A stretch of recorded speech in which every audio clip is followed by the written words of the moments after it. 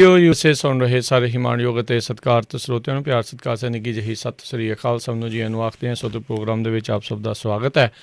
Programme ਲੈ ਕੇ ਹਾਜ਼ਰ ਹੋ ਚੁੱਕੇ ਹਾਂ ਖਬਰ ਤੇ ਨਜ਼ਰ। ਅੱਜ 12 ਫਰਵਰੀ ਦਿਨ ਸ਼ੁੱਕਰਵਾਰ ਤੇ ਮੇਰੇ ਨਾਲ ਜੁੜ ਚੁੱਕੇ ਨੇ ਮਿੰਟੂ ਗੁਰੂਸਰੀਆ ਜੀ ਮਲੋਟ ਸਟੂਡੀਓਜ਼ ਤੋਂ। ਮਿੰਟੂ ਜੀ ਨੂੰ ਸਵਾਗਤ ਹੈ। ਸਤਿ ਸ੍ਰੀ ਅਕਾਲ ਜੀ। ਸ਼ੁਕਰੀਆ ਜੀ ਸਾਰਿਆਂ ਨੂੰ। ਸਤਿ ਸ੍ਰੀ ਅਕਾਲ ਜੀ। ਸਾਡੇ ਅੱਜ ਦੇ ਪ੍ਰੋਗਰਾਮ ਖਬਰ ਤੇ ਨਜ਼ਰ ਇਸ ਨੂੰ ਸਪਾਂਸਰ ਕਰਦੇ ਨੇ ਖਾਲਸਾ ਇੰਸ਼ੋਰੈਂਸ ਏਜੰਸੀ ਵਾਲੇ, ਜਿਨ੍ਹਾਂ ਦੇ ਕੋਲੋਂ ਤੁਸੀਂ ਹਰ ਇੱਕ ਤਰੀਕੇ ਦੀ ਇੰਸ਼ੋਰੈਂਸ ਕਰਵਾ ਸਕਦੇ ਹੋ। ਇੰਸ਼ੋਰੈਂਸ ਬਾਰੇ ਪਤਾ ਕਰਨ ਲਈ ਕਾਲ ਕਰ ਸਕਦੇ ਹੋ ਨੰਬਰ 408 272 2500 4082722500। ਇਸ ਮੌਕੇ covered California health insurance Obama care ਦੀਆਂ ਨਵੀਆਂ ਐਪਲੀਕੇਸ਼ਨਜ਼ ਰੀਨਿਊਅਲਸ ਦਾ ਸਮਾਂ ਚੱਲ ਰਿਹਾ ਹੈ। ਉਸ ਦੇ ਬਾਰੇ ਜਾਣਕਾਰੀ ਲਈ ਇਹਨਾਂ ਦੇ ਨਾਲ ਤੁਸੀਂ ਸੰਪਰਕ ਕਰ ਸਕਦੇ ਹੋ 408 272 2500 ਦੇ ਉੱਤੇ। ਨਾਲ ਹੀ Krishan Tanota Yuba City, Baljinder Singh Nijjar Woodland, Sucha Singh Jaskaran Singh, Gurpartap Singh Fresno, Paramjit Kaur Rangi Vacaville, Jarnail Singh Lynnwood, Harjit Singh, Surinder Kaur Aujla Daly City, GN tyre and lube ਵਾਲੇ, ਜਿਨ੍ਹਾਂ ਦੇ ਕੋਲੋਂ ਤੁਸੀਂ truck wash, oil change, air brake ਦਾ ਕੰਮ ਕਰਵਾ ਸਕਦੇ ਹੋ। ਨਵੇਂ ਪੁਰਾਣੇ ਟਾਇਰ ਵਾਜਿਬ ਕੀਮਤਾਂ 'ਤੇ ਖਰੀਦ ਸਕਦੇ ਹੋ। ਸੈਂਟਰ ਨੈਲਾ ਮੰਡੇਲਾ ਦੇ ਵਿੱਚ ਲੋਕੇਸ਼ਨ ਨੇ। ਕਾਲ ਕਰ ਸਕਦੇ ਹੋ Nimma Sahota 209 277 0113 West Coast truck driving school Fresno ਵਾਲੇ, ਜਿਹੜੇ ਕਿ ਤੁਹਾਨੂੰ ਟਰੱਕ ਦਾ ਲਾਇਸੈਂਸ ਵਧੀਆ ਸਿਖਲਾਈ ਦੇ ਕੇ ਘੱਟ ਸਮੇਂ ਦੇ ਵਿੱਚ ਲੈਣ 'ਚ ਸਹਾਇਤਾ ਕਰਦੇ ਨੇ। ਕਾਲ ਅਜੀਤ ਇਟਵਾਲ 559 374 45 41। ਇਹਨਾਂ ਸਾਰਿਆਂ ਦਾ ਬਹੁਤ ਬਹੁਤ ਧੰਨਵਾਦ। ਜੇਕਰ ਤੁਸੀਂ ਜਾਂ ਕੋਈ ਹੋਰ ਕਾਰੋਬਾਰ ਇਸ ਪ੍ਰੋਗਰਾਮ ਨੂੰ ਸਪਾਂਸਰ ਕਰਨਾ ਚਾਹੁੰਦੇ ਹੋ, ਸੰਪਰਕ ਕਰ ਸਕਦੇ ਹੋ ਨੰਬਰ 408 722 7698 ਦੇ ਉੱਤੇ। ਅਤੇ ਆਓ ਗੱਲਬਾਤ ਦਾ ਸਿਲਸਿਲਾ ਜਿਹੜਾ ਜੀ ਉਹ ਸ਼ੁਰੂ ਕਰਦੇ ਹਾਂ। ਮਿੰਟੂ ਜੀ, ਮਹਾਂ ਪੰਚਾਇਤਾਂ ਦਾ ਸਿਲਸਿਲਾ ਸ਼ੁਰੂ ਹੋਇਆ ਆ ਅਤੇ ਸ਼ੁਰੂ ਤੋਂ ਬਾਅਦ ਹੁਣ ਤੇਜ਼ ਹੋ ਚੁੱਕਾ ਆ। ਰਾਕੇਸ਼ ਟਕੈਤ ਦੀ ਬੜਕ ਕਿਹਾ, ਹੱਲ ਚਲਾਉਣ ਵਾਲਾ ਹੱਥ ਨਹੀਂ ਜੋੜੇਗਾ। ਹਾਂਜੀ ਬਿਲਕੁਲ, ਮਹਾਂ ਪੰਚਾਇਤਾਂ ਦਾ ਸਿਲਸਿਲਾ ਜਿਹੜਾ ਤੇਜ਼ ਹੋਇਆ, ਪਰ ਨਾਲ ਇੱਕ ਸੁਨੇਹਾ ਵੀ ਆਉਂਦਾ ਪਿਆ ਕਿ ਖੇਡ ਜਿਹੜੀ ਆ ਲੰਬੀ ਚੱਲੂਗੀ। ਮਤਲਬ ਕਿ ਲੜਾਈ ਜਿਹੜੀ ਆ ਛੇਤੀ ਮੁੱਕਣ ਵਾਲੀ ਨਹੀਂ ਜਾਪਦੀ। ਲੱਗਦਾ ਤੇ ਉਹ ਆ, ਕਿਉਂਕਿ ਅੱਜ ਮਹਾਂ ਪੰਚਾਇਤਾਂ ਦਾ ਸਿਲਸਿਲਾ ਜਿਹੜਾ ਉਹ ਤੇਜ਼ ਹੀ ਨਹੀਂ, ਕਹਿ ਲਓ ਕਿ ਸੁਪਰ ਫਾਸਟ ਹੀ ਹੈ ਹੁਣ ਤਾਂ। ਜਿਵੇਂ ਕਹਿੰਦੇ ਤੂਫਾਨ ਮੇਲ ਦੀ ਰਫਤਾਰ, ਤਾਂ ਤੂਫਾਨ ਮੇਲ ਦੀ ਰਫਤਾਰ 'ਚ ਅੱਗੇ ਵਧੇਗਾ। ਕਿਉਂਕਿ ਅੱਜ ਇਹਨਾਂ ਨੇ ਐਲਾਨ ਕਰ ਦਿੱਤਾ ਹੈ, ਦਰਸ਼ਨਪਾਲ ਹੋਰੀ ਜਿਹੜੇ ਪੰਜਾਬ ਤੋਂ ਹੀ ਨੇ, ਉਹ ਵੀ ਬੈਠੇ ਸੀਗੇ PC ਦੇ ਵਿੱਚ, ਅਤੇ ਉਹਨਾਂ ਨੇ ਇਹ ਗੱਲ ਕਹਿ ਦਿੱਤੀ ਹੈ ਕਿ ਅਸੀਂ ਕਰਨਾਟਕ ਦੇ ਵਿੱਚ ਵੀ, ਮਹਾਰਾਸ਼ਟਰ ਦੇ ਵਿੱਚ ਵੀ, ਔਰ ਹੋਰ ਵੀ ਕਈ ਸਟੇਟਾਂ ਦੇ ਵਿੱਚ ਇਸ ਤਰ੍ਹਾਂ ਦੀਆਂ ਮਹਾਂ ਪੰਚਾਇਤ ਵਾਲੀਆਂ ਰੈਲੀਆਂ ਜਿਹੜੀਆਂ ਉਹ ਕਰਾਂਗੇ। ਤਾਂ ਤੁਸੀਂ ਸਮਝ ਸਕਦੇ ਹੋ ਕਿ ਜੇ ਦੂਰ ਦਰਾਡੇ ਦਿੱਲੀ ਤੋਂ ਸਟੇਟ ਜਿਹੜੇ ਲੱਗਦੇ ਆ, ਤਾਂ ਉਹਨਾਂ ਦੇ ਵਿੱਚ ਇਸ ਤਰ੍ਹਾਂ ਦਾ ਪਸਾਰ ਹੋਣ ਜਾ ਰਿਹਾ ਹੈ ਇਕੱਠਾਂ ਦਾ, ਉੱਥੇ ਲੀਡਰਸ਼ਿਪ ਜਾ ਕੇ ਲਾਮਬੰਦੀ ਕਰੇਗੀ, ਤਾਂ ਇਹਦਾ ਅਰਥ ਇਹੋ ਨਿਕਲਦਾ ਹੈ ਕਿ ਕਿਤੇ ਨਾ ਕਿਤੇ ਕਿਆਫਾ ਜਿਹੜਾ ਉਹ ਲੱਗ ਚੁੱਕਾ, ਅੰਦਾਜ਼ਾ ਜਿਹੜਾ ਹੋ ਚੁੱਕਾ ਵਾ ਕਿ ਗੇਮ ਜਿਹੜੀ ਆ ਉਹ ਲੰਬੀ ਚੱਲੇਗੀ। ਸੋ ਇਸ ਕਰਕੇ ਮੈਂ ਕਹਿ ਰਿਹਾ ਵਾਂ ਕਿ ਲੱਗਦਾ ਇਹੋ ਆ ਕਿ ਇਸ ਗੱਲ ਤੋਂ ਸਾਨੂੰ ਸੁਨੇਹਾ ਜਿਹੜਾ ਉਹ ਪ੍ਰਾਪਤ ਕਰ ਲੈਣਾ ਚਾਹੀਦਾ ਕਿ ਛੇਤੀ ਕੀਤਿਆਂ ਹਾਲ ਦੀ ਘੜੀ ਨੇੜਲੇ ਭਵਿੱਖ ਦੇ ਵਿੱਚ ਇਸ ਅੰਦੋਲਨ ਦੇ ਮੁੱਕਣ ਦੇ ਇਮਕਾਨ ਜਿਹੜੇ ਉਹ ਬਹੁਤ ਘੱਟ ਨੇ ਜਾਂ ਸੀਮਤ ਨੇ। ਖੈਰ, ਅੱਜ ਦੀ ਜਿਹੜੀ ਇਹ ਮਹਾਂ ਪੰਚਾਇਤ ਹੋਈ ਹੈ ਹਰਿਆਣੇ ਦੇ ਵਿੱਚ ਜ਼ਬਰਦਸਤੀ ਬਹਾਦਰਗੜ੍ਹ ਦੇ ਵਿੱਚ, ਤਾਂ ਇਹਦੇ ਵਿੱਚ ਡਾਕਟਰ ਦਰਸ਼ਨਪਾਲ ਹੋਰੀ ਮੌਜੂਦ ਸੀਗੇ, ਪੰਜਾਬ ਦੇ ਕੁਛ ਹੋਰ ਵੀ ਲੀਡਰ ਜਿਹੜੇ ਸੀਗੇ ਮੌਜੂਦ ਸੀਗੇ। ਤਾਂ ਮੁੱਖ ਤੌਰ 'ਤੇ ਦੇਖੋ, ਗੱਲ ਪਹਿਲਾਂ ਇਕੱਠ ਦੀ ਹੁੰਦੀ ਹੈ। ਇਕੱਠ ਇੱਥੇ ਵੀ ਬਹੁਤ ਸੀਗਾ, ਬੜਾ ਵੱਡਾ ਇਕੱਠ ਕਹਿ ਸਕਦੇ ਹੋ ਤੁਸੀਂ। ਕੱਲ੍ਹ ਜਿਹੜਾ ਹੋਇਆ ਜਗਰਾਓਂ ਦੇ ਵਿੱਚ ਇਕੱਠ, ਉਹਦੇ ਬਾਰੇ ਇੱਕ ਅੰਕੜਾ ਆ ਰਿਹਾ, ਜਿਹੜੇ ਮੀਡੀਆ ਆਊਟਲੈਟ ਕੱਢ ਕੇ ਦੇ ਰਹੇ ਅੰਕੜਾ, ਉਹ ਲਾ ਲਓ ਕਿ 20 ਤੋਂ 25,000 ਦੇ ਦਰਮਿਆਨ ਦੱਸਿਆ ਜਾਂਦਾ ਹੈ। ਤਾਂ ਇਹਨਾਂ ਇਕੱਠਾਂ ਦੇ ਵਿੱਚ ਥੋੜ੍ਹਾ ਬਹੁਤਾ ਫਰਕ ਹੋ ਸਕਦਾ ਹੈ ਜੀ, ਕੋਈ ਵੀ ਗਿਣਤੀ ਜਿਹੜੀ ਉਹ ਨਹੀਂ ਲੱਗਦੀ। ਪਰ ਇੱਕ ਗੱਲ ਤੈਅ ਹੈ ਕਿ ਜਿਸ ਵੀ ਇਲਾਕੇ ਦੇ ਵਿੱਚ, ਜਿਸ ਵੀ ਏਰੀਏ ਦੇ ਵਿੱਚ ਇਸ ਤਰ੍ਹਾਂ ਦੇ ਇਕੱਠ ਰੱਖੇ ਜਾ ਰਹੇ ਆ, ਉੱਥੇ ਲੋਕ ਆਪ ਮੁਹਾਰੇ ਆ ਰਹੇ ਆ। ਮਤਲਬ ਕਿ ਕੋਈ ਇਹ ਨਹੀਂ ਹੈ ਕਿ ਦਾਰੂ ਦਾ ਲਾਲਚ ਦਿੰਦਾ ਹੈ ਕਿ ਆਓ ਸਾਡੀ ਰੈਲੀ 'ਚ, ਆਹ ਬੱਸ ਖੜੀ ਹੈ, ਸੁੱਕਾ ਮਾਲ ਵੀ ਦਿੰਦੇ ਨੇ, ਬਹੁਤ ਤਰ੍ਹਾਂ ਦੇ ਲਾਲਚ, ਰੁਪਈਏ ਵੀ ਦਿੰਦੇ ਨੇ ਕਿ ਰੈਲੀ ਦੀ ਰੌਣਕ ਵਧਾਓ, ਸਾਡੇ ਲੀਡਰ ਸਾਹਿਬਾਨ ਦੇ ਵਿਚਾਰ ਸੁਣੋ। ਪਰ ਇੱਥੇ ਐਸਾ ਕੁਛ ਨਹੀਂ ਹੈ, ਲੋਕ ਜਿਹੜੇ ਆਪ ਮੁਹਾਰੇ ਆ ਰਹੇ। ਸੋ ਇਹ ਗੱਲ ਜਿਹੜੀ ਹੈ ਵਿਲੱਖਣ ਹੈ। ਦੂਜੀ ਚੀਜ਼ ਜਿਹੜੀ ਹੈ ਕਿ ਅੱਜ ਜੋ ਇਹਨਾਂ ਨੇ ਗੱਲ ਕਹੀ ਹੈ ਟਕੈਤ ਸਾਹਿਬ ਨੇ, ਉਹਨਾਂ ਨੇ ਇੱਕ ਕਿਹਾ ਕਿ ਜਦੋਂ ਤੱਕ ਖੇਤੀ ਕਾਨੂੰਨ ਰੱਦ ਨਹੀਂ ਹੁੰਦੇ ਘਰ ਵਾਪਸੀ ਨਹੀਂ ਹੋਏਗੀ। ਨਾਲ ਕਿਹਾ ਕਿ ਭਾਰਤ ਆਜ਼ਾਦ ਹੋ ਗਿਆ, ਫਿਰ ਗੁਜਰਾਤ ਵਿੱਚ ਗੁਲਾਮੀ ਕਿਉਂ? ਗੁਜਰਾਤ ਦੇ ਆਦਮੀ ਨੂੰ ਦਿੱਲੀ ਆਉਣ ਦੀ ਇਜਾਜ਼ਤ ਨਹੀਂ ਹੈ। ਮਤਲਬ ਜੋ ਅੰਦੋਲਨ 'ਚ ਨਹੀਂ ਆ ਸਕਦਾ, ਜਿਹੜੇ ਲੋਕ ਦਿੱਲੀ ਆਉਣਾ ਚਾਹੁੰਦੇ ਆ ਨਾ, ਉਹਨਾਂ ਨੂੰ ਜੇਲ੍ਹ ਵਿੱਚ ਸੁੱਟ ਦਿੰਦੇ ਆ, ਅਸੀਂ ਗੁਜਰਾਤ ਵੀ ਜਾਵਾਂਗੇ। ਹੁਣ ਕੀ ਕਹਿ ਰਹੇ ਆ, ਉਹ ਕਹਿ ਰਹੇ ਕਿ ਅਸੀਂ ਗੁਜਰਾਤ ਵੀ ਜਾਵਾਂਗੇ। ਤੇ ਨਾਲ ਉਹਨਾਂ ਨੇ ਕਿਹਾ ਕਿ ਦੇਖੋ ਇੱਥੇ ਕਿਹਾ ਜਾਂਦਾ ਸੀਗਾ ਕਿ ਜਿਹੜੇ ਅੰਦੋਲਨਕਾਰੀ ਆ ਉਹ ਪੰਜਾਬ ਦੇ ਲੋਕ ਆ, ਉਹਨਾਂ ਨੂੰ ਖਾਲਿਸਤਾਨੀ ਕਿਹਾ ਜਾਂਦਾ ਹੈ। ਫਿਰ ਹਰਿਆਣਾ ਤੇ ਯੂਪੀ ਦੇ ਲੋਕਾਂ ਦਾ ਜੁੱਟ ਹੋਇਆ ਨਾਲ ਹੁਣ ਸਰਕਾਰ ਕਿਸਾਨਾਂ ਨੂੰ ਛੋਟੇ ਵੱਡੇ ਵਿੱਚ ਵੰਡ ਰਹੀ ਹੈ। ਮਤਲਬ ਕਿ ਇਹ ਜੀ ਥੋੜੇ ਜਿਹੇ ਕਿਸਾਨ ਆ ਜਾਂ ਵੱਡੇ ਕਿਸਾਨ ਆ, ਉਹ ਕਹਿੰਦੇ ਕਿ ਕਿਸਾਨ ਆਗੂਆਂ ਨੂੰ IT ਸੈੱਲ ਵਾਲੇ ਗਾਲਾਂ ਕਢਵਾ ਰਹੇ ਆ ਗੰਦੀਆਂ। ਉਹ ਵੀ ਟਕੈਤ ਸਾਹਿਬ ਨੇ ਇਹ ਇੱਕ ਨਵਾਂ ਖੁਲਾਸਾ ਕੀਤਾ ਕਿ ਜਿਹੜੇ ਕਿਸਾਨ ਆਗੂ ਮੋਹਤਬਰ ਆ, ਅੱਗੇ ਲੱਗੇ ਹੋਏ ਆ, ਕਿ ਉਹਨਾਂ ਨੂੰ ਗਾਲੀ ਗਲੋਚ ਵੀ ਕੀਤਾ ਜਾਂਦਾ ਵਾ ਫੋਨ ਕਰਕੇ। ਇਸ ਤੋਂ ਇਲਾਵਾ ਉਹਨਾਂ ਨੇ ਕਿਹਾ ਕਿ 26 ਜਨਵਰੀ ਦੇ ਮੁਤਲਕ ਬੋਲ ਰਹੇ ਸੀਗੇ ਕਿ ਪਰੇਡ ਵਿੱਚ ਸ਼ਾਮਲ ਹੋਣ ਆਏ ਕਿਸਾਨਾਂ ਨੂੰ ਬਹਿਕਾ ਕੇ, ਜਾਂ ਕਹਿ ਲਓ ਆਪਾਂ ਪੰਜਾਬੀ 'ਚ ਜੇ ਕਹੀਏ ਤਾਂ ਪੁਚਲਾ ਕੇ ਲਾਲ ਕਿਲੇ ਖੜਿਆ ਗਿਆ। ਇਸ ਮਗਰੋਂ ਸ਼ਾਮ 7 ਵਜੇ ਇੱਕ ਨੌਜਵਾਨ ਤੋਂ ਬਿਆਨ ਦਵਾਇਆ ਗਿਆ ਤੇ 13 ਘੰਟੇ ਵਿੱਚ ਉਸ ਨੂੰ ਲਾਲ ਕਿਲੇ ਪਹੁੰਚਾ ਦਿੱਤਾ। ਸੋ ਇਸ ਤਰ੍ਹਾਂ ਇਹ ਗੱਲ ਉਹ ਕਹਿ ਰਹੇ ਸੀਗੇ।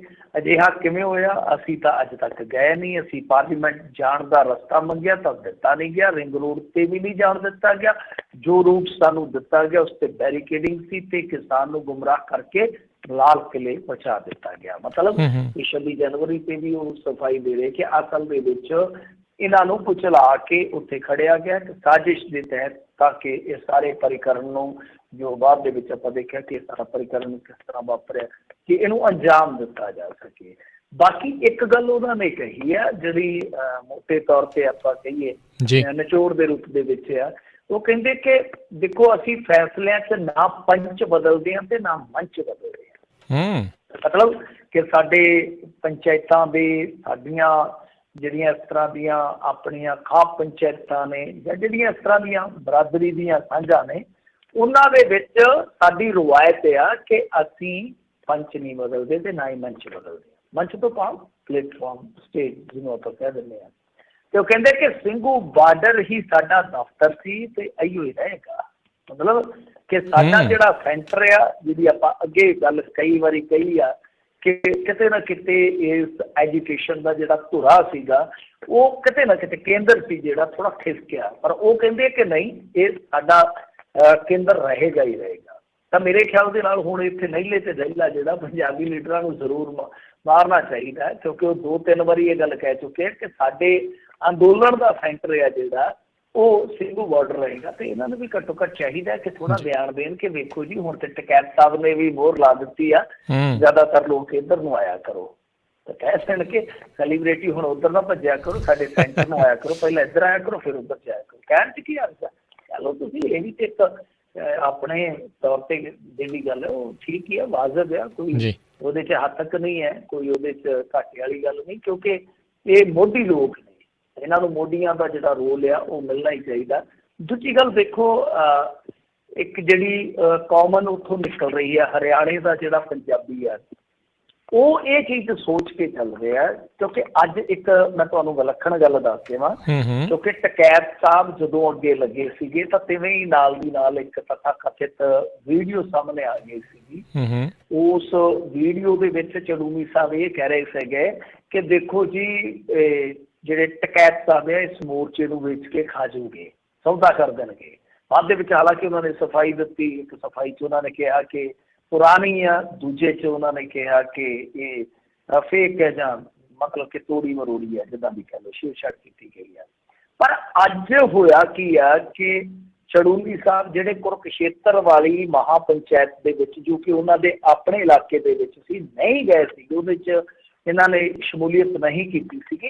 ਅੱਜ ਉਹ ਬਿਲਕੁਲ ਟਕੈਤ ਸਾਹਿਬ ਦੇ ਮੋਢੇ ਨਾਲ ਮੋਢਾ ਜੋੜ ਕੇ ਬੈਠੇ ਸੀ, ਮਤਲਬ ਕਿ ਮੋਢੇ ਨਾਲ ਮੋਢਾ ਖਹਿਣ ਰਿਹਾ ਸੀਗਾ।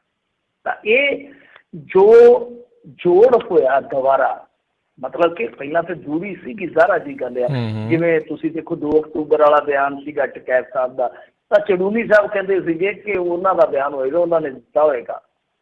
ਤਾਂ ਉੱਥੋਂ ਲੱਗਦਾ ਸੀਗਾ ਕਿ ਜਿੱਦਾਂ ਹੁਣ ਮੈਂ ਤੁਹਾਨੂੰ 1-2 ਹੋਰ ਉਦਾਹਰਨਾਂ ਦਿੱਤੀਆਂ, ਮਿਸਾਲਾਂ ਦਿੱਤੀਆਂ, ਤਾਂ ਇਹ ਤੋਂ ਲੱਗਦਾ ਸੀਗਾ ਕਿ ਚੜੂਨੀ ਸਾਹਿਬ ਔਰ ਟਕੈਤ ਸਾਹਿਬ ਦੀ ਕਿਤੇ ਨਾ ਕਿਤੇ ਥੋੜ੍ਹੀ ਆਪਸ ਦੇ ਵਿੱਚ ਖੱਟ ਪੱਟਿਆ, ਸ਼ਾਇਦ ਇਸ ਕਰਕੇ ਕਿਉਂਕਿ ਹਰਿਆਣੇ ਦੇ ਵਿੱਚ ਲਗਾਤਾਰ ਟਕੈਤ ਸਾਹਿਬ ਆਪਣੀਆਂ ਜੜ੍ਹਾਂ ਮਜ਼ਬੂਤ ਕਰ ਰਹੇ ਆ।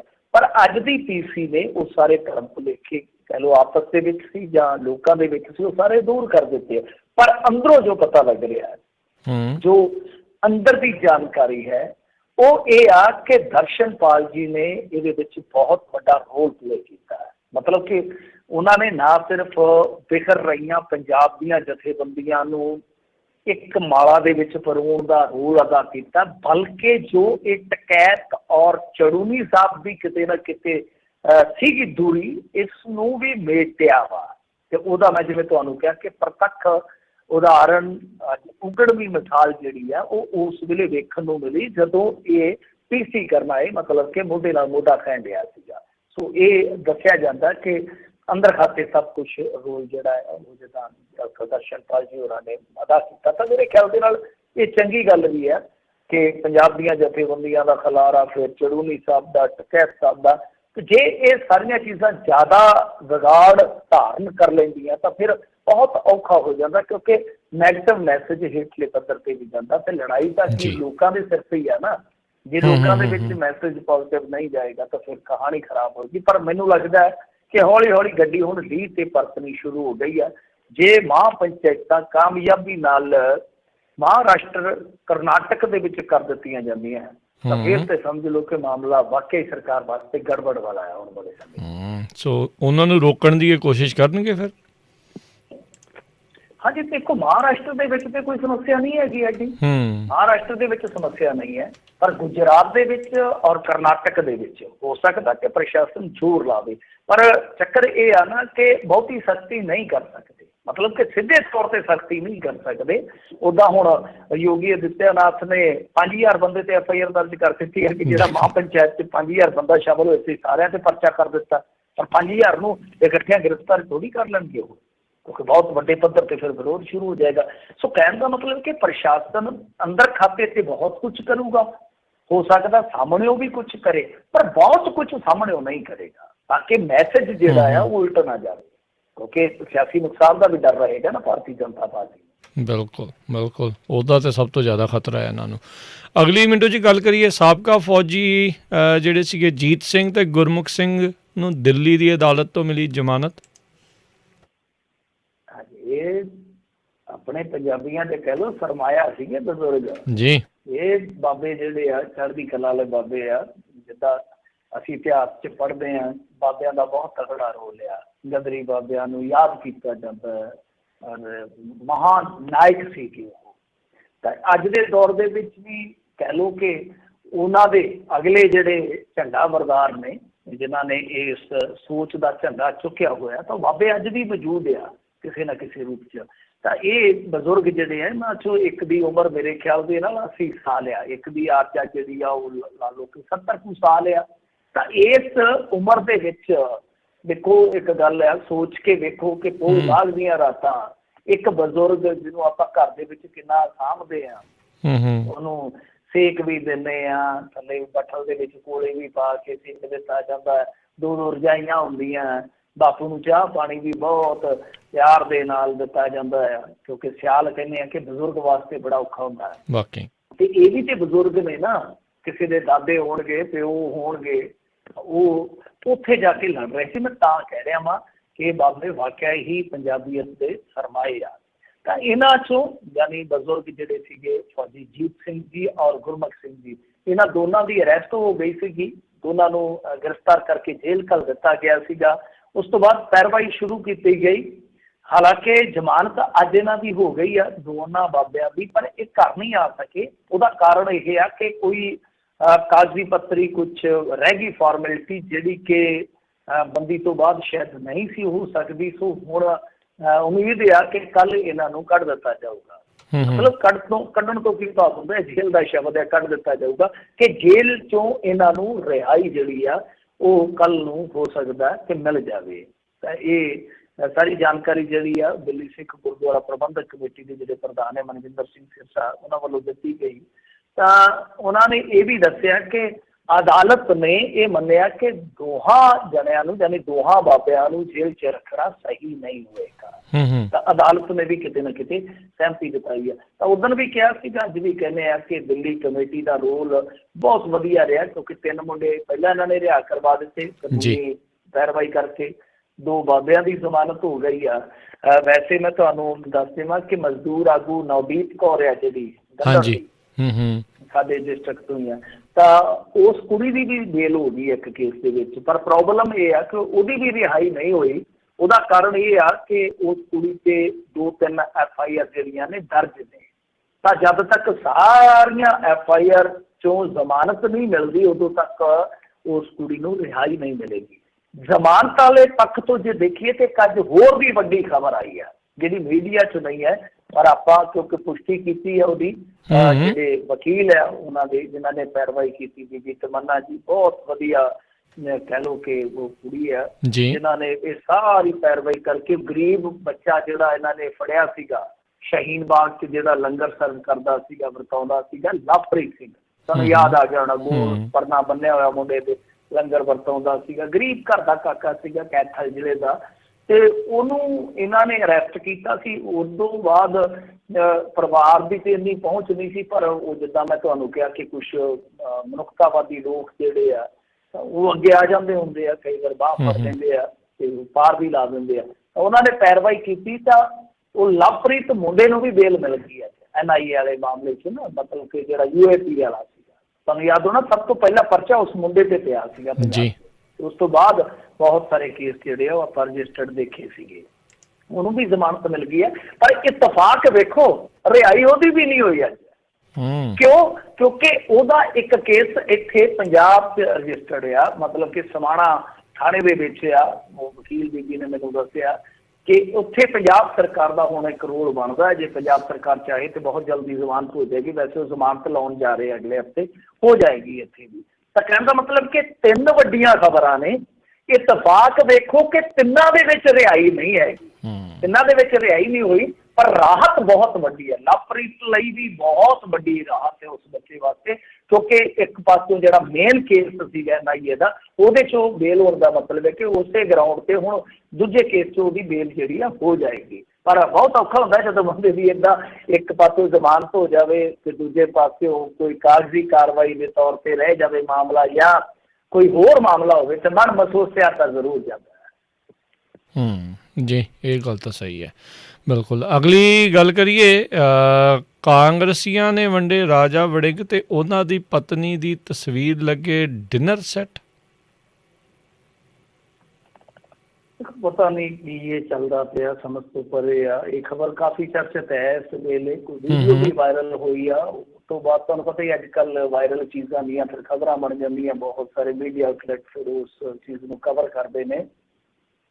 ਤਾਂ ਇਹ ਕਿਹਾ ਜਾ ਰਿਹਾ ਕਿ ਕਥਿਤ ਤੌਰ 'ਤੇ ਜਿਹੜੇ ਕਾਂਗਰਸੀ ਉਮੀਦਵਾਰ ਆ ਮੁਕਤਸਰ ਸਾਹਿਬ ਦੇ ਵਾਰਡ ਨੰਬਰ 10 ਤੋਂ, ਉਹਨਾਂ ਦੇ ਸਮਰਥਕਾਂ ਵੱਲੋਂ ਘਰ ਘਰ ਜਾ ਕੇ ਡਿਨਰ ਸੈੱਟ ਵੰਡੇ ਜਾਣ ਦਾ ਇਹ ਮਾਮਲਾ ਸੀਗਾ। ਔਰ ਇਹ ਡਿਨਰ ਸੈੱਟ ਜਿਹੜੇ ਸੀਗੇ ਉਹ ਆਸਰਾ ਫਾਊਂਡੇਸ਼ਨ ਵੱਲੋਂ, ਮਤਲਬ ਕਿ ਉਹਨਾਂ ਵੱਲੋਂ ਲਿਖੇ ਗਏ ਸੀਗੇ ਕਿ ਉਹ ਵੰਡੇ ਗਏ, ਜਿਨ੍ਹਾਂ 'ਤੇ ਰਾਜਾ ਵੜਿੰਗ ਜੀ ਔਰ ਉਹਨਾਂ ਦੀ ਜਿਹੜੀ ਪਤਨੀ ਹੈ ਬੀਬੀ ਅਮਰਤਾ ਵੜਿੰਗ, ਇਹਨਾਂ ਦੀ ਤਸਵੀਰ ਲੱਗੀ ਹੋਈ ਸੀਗੀ। ਤਾਂ ਰਾਜਾ ਵੜਿੰਗ ਕਹਿ ਰਹੇ ਆ ਕਿ ਦੇਖੋ ਗੱਲ ਇਹ ਆ ਕਿ ਮੇਰੀ ਪਤਨੀ ਸਮਾਜ ਸੇਵਿਕਾ ਹੈ ਤੇ ਉਹਨਾਂ ਵੱਲੋਂ ਗਰੀਬ ਕੁੜੀਆਂ ਦੇ ਵਿਆਹ ਸ਼ਾਦੀਆਂ 'ਤੇ ਅਕਸਰ ਸਮਾਜ ਸੇਵੀ ਕੰਮ ਕੀਤੇ ਜਾਂਦੇ ਹਨ ਤੇ ਉਹ ਸਮੇਂ-ਸਮੇਂ 'ਤੇ ਲੋਕਾਂ ਦੀ ਮਦਦ ਕਰਦੇ ਆ। ਬਾਕੀ ਉਹਨਾਂ ਨੇ ਦੂਜੇ ਦੋਸ਼ਾਂ ਨੂੰ ਬੇਬੁਨਿਆਦ ਦੱਸਿਆ, ਮਤਲਬ ਕਿ ਉਹਨਾਂ ਨੇ ਕਿਹਾ ਕਿ ਇਹ ਸਾਰੀ ਦੂਸ਼ਣਬਾਜ਼ੀ ਆ, ਉਹ ਤੇ ਸਮੇਂ-ਸਮੇਂ 'ਤੇ ਇਹੋ ਜਿਹਾ ਕੰਮ ਕਰਦੇ ਸਮਾਜ ਸੇਵਾ। ਪਰ ਇਹਨਾਂ ਨੂੰ ਸ਼ਾਇਦ ਨਹੀਂ ਪਤਾ ਜਾਂ ਇਹ ਜਾਣ-ਬੁੱਝ ਕੇ ਅਣਜਾਣ ਬਣ ਰਿਹਾ ਕਿ ਵੋਟਾਂ ਦੇ ਵਿੱਚ ਤੁਸੀਂ ਇਸ ਤਰ੍ਹਾਂ ਦੀ ਹੈਲਪ ਨਹੀਂ ਕਰ ਸਕਦੇ, ਖਾਸ ਤੌਰ 'ਤੇ ਉਦੋਂ ਜਦੋਂ ਤੁਸੀਂ ਕਿਸੇ ਪਾਰਟੀ ਨਾਲ ਹੀ ਨਹੀਂ ਜੁੜੇ ਬਲਕਿ ਤੁਸੀਂ ਨੁਮਾਇੰਦੇ ਵੀ ਚੁਣੇ ਗਏ ਹੋ, ਮਤਲਬ ਕਿ MLA ਵੀ। ਤਾਂ ਇਹਨਾਂ ਨੂੰ ਇਸ ਚੀਜ਼ ਵੱਲ ਧਿਆਨ ਦੇਣ ਦੀ ਲੋੜ ਆ, ਕਿਉਂਕਿ ਇਹਨਾਂ ਦੀ ਰਾਸ਼ੀ ਦੇ ਵਿੱਚ ਅੱਗੇ ਰਾਹੂ ਕੇਤੂ ਨੇ ਬਹੁਤ ਉਤਲ-ਪੁਤਲ ਕੀਤੀ ਆ। ਇਹਨਾਂ ਦੇ ਸਾਲੇ 'ਤੇ ਪਰਚਾ ਹੋ ਗਿਆ, ਤੁਹਾਨੂੰ ਯਾਦ ਹੋਣਾ ਸੁਪਰੀਮ ਕੋਰਟ ਦੇ ਵਿੱਚ ਕੁਛ ਦਿਨ ਪਹਿਲਾਂ ਇੱਕ ਸਾਰਾ ਟੱਬਰ ਜਿਹੜਾ ਫਨਾਹ ਹੋ ਗਿਆ, ਕਿਉਂਕਿ ਪਰਿਵਾਰ ਦਾ ਜਿਹੜਾ ਮੁਖੀ ਸੀ ਠੇਕੇਦਾਰ, ਉਹ ਇਹਦੇ ਸਾਲੇ ਦੇ ਸਿਰ 'ਤੇ ਚੜ੍ਹ ਕੇ ਮਰ ਗਿਆ। ਸੁਸਾਈਡ ਨੋਟ ਦੇ ਵਿੱਚ ਉਹਨੇ ਸਾਰਾ ਜ਼ਿਕਰ ਕੀਤਾ ਹੈ। ਵੜਿੰਗ ਦਾ ਵੀ ਉਹਦੇ 'ਚ ਕਿਤੇ ਨਾ ਕਿਤੇ ਜ਼ਿਕਰ ਹੈ, ਤੇ ਜਾਂਚ ਪੜਤਾਲ ਚੱਲ ਰਹੀ ਹੈ ਉਸ ਮਾਮਲੇ ਦੀ। ਉਹਦੇ ਵਿੱਚ ਵੀ ਰਾਜਾ ਵੜਿੰਗ ਦੀਆਂ ਮੁਸ਼ਕਲਾਂ ਜਿਹੜੀਆਂ ਵੱਧ ਸਕਦੀਆਂ, ਉੱਤੋਂ ਇਹ ਸਿਆਪਾ। ਪਰ ਸਭ ਤੋਂ ਵੱਡੀ ਗੱਲ ਤਾਂ ਇਹ ਆ ਕਿ ਕੌਣ ਲੋਕ ਨੇ ਜੋ ਵੰਡ ਰਹੇ ਨੇ ਉੱਥੇ, ਤੇ ਕੌਣ ਲੋਕ ਨੇ ਜਿਹੜੇ ਡਿਨਰ ਸੈੱਟ ਲੈ ਰਹੇ ਆ। ਡਿਨਰ ਸੈੱਟ ਕਿੰਨੇ ਕੁ ਦਾ ਹੋਊਗਾ, ਤੁਸੀਂ ਹਿਸਾਬ ਲਾ ਲਓ। ਜੇ ਥੋਕ ਦੇ ਵਿੱਚੋਂ ਚੁੱਕੇ ਹੋਣਗੇ ਤਾਂ ਕਿੰਨੇ ਕੁ ਦਾ ਹੋਊਗਾ। ਤੇ ਜਿਹੜੇ ਲੋਕ ਲੈ ਰਹੇ ਆ, ਕੀ ਉਹ ਸੋਚ ਕੇ ਲੈ ਰਹੇ ਆ, ਸਮਝ ਤੋਂ ਪਰੇ ਦੀ ਗੱਲ ਆ ਕਿ ਸਾਡੀ ਜ਼ਮੀਰ ਦਾ ਮੁੱਲ ਆ। ਜਦ ਕਿ ਦੂਜੇ ਪਾਸੇ ਅਸੀਂ ਇਸ ਵੇਲੇ ਇੱਕ ਲੜਾਈ ਦੇ ਵਿੱਚ ਉਲਝੇ ਹੋਏ ਹਾਂ। ਦੂਜੇ ਪਾਸੇ ਕੀ ਤਮਾਸ਼ਾ ਚੱਲ ਰਿਹਾ, ਕਿਤੇ ਕੋਈ ਗੱਡੀ ਚਾੜ ਦਿੰਦਾ, 2 ਬੰਦੇ ਪੱਕੇ ਗੱਡੀ ਚਾੜ ਦਿੰਦਾ ਉਹਨਾਂ ਨੂੰ। ਆ ਮੌਕੇ ਦੇ ਵਿੱਚ ਘਟਨਾ ਵਾਪਰੀ ਆ, ਕਿਤੇ ਗੋਲੀਆਂ ਚੱਲੀ ਜਾਂਦੀਆਂ, ਕਿਤੇ ਕਾਗਜ਼ ਰੱਦ ਹੋਣ ਦਾ ਰੌਲਾ। ਯਾਨੀ ਕਿਆ ਸਿਆਸੀ ਤਮਾਸ਼ਾ। ਦੂਸਰੇ ਪਾਸੇ ਇੱਕ ਪਾਸੇ ਰੋਜੀ ਰੋਟੀ ਦੀ ਲੜਾਈ ਚੱਲ ਰਹੀ ਹੈ। ਖੈਰ ਇਹ ਸਭ ਕੁਛ ਰਾਜਨੀਤੀ ਦੀ ਦੇਣ ਹੈ। ਤਾਂ ਰਾਜਨੀਤੀ ਜਿਹੜੀ ਆ ਉਹ ਦੁਹਰਾਏਗੀ ਜਦੋਂ ਵੀ ਉਹ ਪਾਵਰ ਦੇ ਵਿੱਚ ਆਉਂਦੀ ਆ, ਆਪਣੇ ਪੱਧਰ 'ਤੇ ਯਤਨ ਕਰਦੀ ਆ।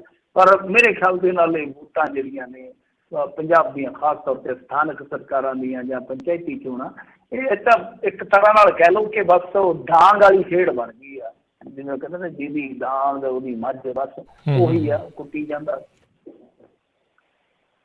ਜੀ ਜੀ ਜੀ। ਅਗਲੀ ਗੱਲ ਕਰੀਏ, ਕਹਿੰਦੇ ਸੁਮੇਲ ਸਿੱਧੂ ਦੀ ਪੇਸ਼ਕਾਰੀ ਦੇ ਚੱਲਦਿਆਂ ਪ੍ਰੋਗਰਾਮ ਰੱਦ, ਸੰਸਥਾ ਪ੍ਰਸ਼ਾਸਨ ਵੱਲੋਂ ਸਫਾਈ। ਹਾਂਜੀ ਦੇਖੋ ਇਹ ਕਾਫੀ ਰੌਲਾ ਪਿਆ ਵਾ, ਕਿਉਂਕਿ ਇੱਕ ਇਹਨਾਂ ਦਾ ਆਨਲਾਈਨ ਪ੍ਰੋਗਰਾਮ ਸੀ। ਤੁਹਾਨੂੰ ਪਤਾ ਹੀ ਆ ਅੱਜ ਕੱਲ੍ਹ ਜਿਹੜੇ ਵੈਬੀਨਾਰ ਚੱਲਦੇ ਨੇ, ਜਿਹੜੇ ਸੈਮੀਨਾਰ ਹੁੰਦੇ ਸੀ ਪਹਿਲਾਂ, ਉਹਨਾਂ ਦੀ ਜਗ੍ਹਾ ਸਭ ਕੁਛ ਚੱਲਦਾ ਅੱਜ ਕੱਲ੍ਹ ਇੰਟਰਨੈਟ 'ਤੇ। ਤਾਂ ਇਹ ਇੱਕ ਸੀਗਾ ਪ੍ਰੋਗਰਾਮ ਦਿੱਲੀ ਦੇ JNU ਦੇ ਕਿਸੇ ਕਾਲਜ ਦਾ ਸੀਗਾ, ਤੇ ਜਿਹਦੇ ਵਿੱਚ ਸੁਮੇਲ ਸਿੱਧੂ ਨੇ ਪੇਸ਼ਕਾਰੀ ਕਰਨੀ ਸੀਗੀ। ਸੁਮੇਲ ਸਿੱਧੂ ਵੈਸੇ ਤਾਂ ਤੁਹਾਨੂੰ ਪਤਾ ਹੀ ਹੋਣਾ ਹੈ, ਜਸਵੰਤ ਕੰਵਲ ਜੀ ਦੇ ਦੋਤੇ ਨੇ, ਤੇ ਲੈਫਟਿਸਟ ਵਿਚਾਰਧਾਰਾ ਦੇ ਕਾਫੀ ਨੇੜੇ ਕਹਿ ਲਓ ਜਾਂ ਪ੍ਰਣਾਇਕ ਕਹਿ ਲਓ ਉਹਨਾਂ ਨੂੰ। ਇਹਨਾਂ ਦੀ ਜੋਬ ਵੀ ਸ਼ਾਇਦ ਇਸੇ ਕਰਕੇ ਗਈ ਸੀ ਮੇਰੇ ਖਿਆਲ ਦੇ ਨਾਲ, ਕੁਝ ਸਾਲ ਪਹਿਲਾਂ, ਪ੍ਰੋਫੈਸਰ ਸਨ ਸ਼ਾਇਦ।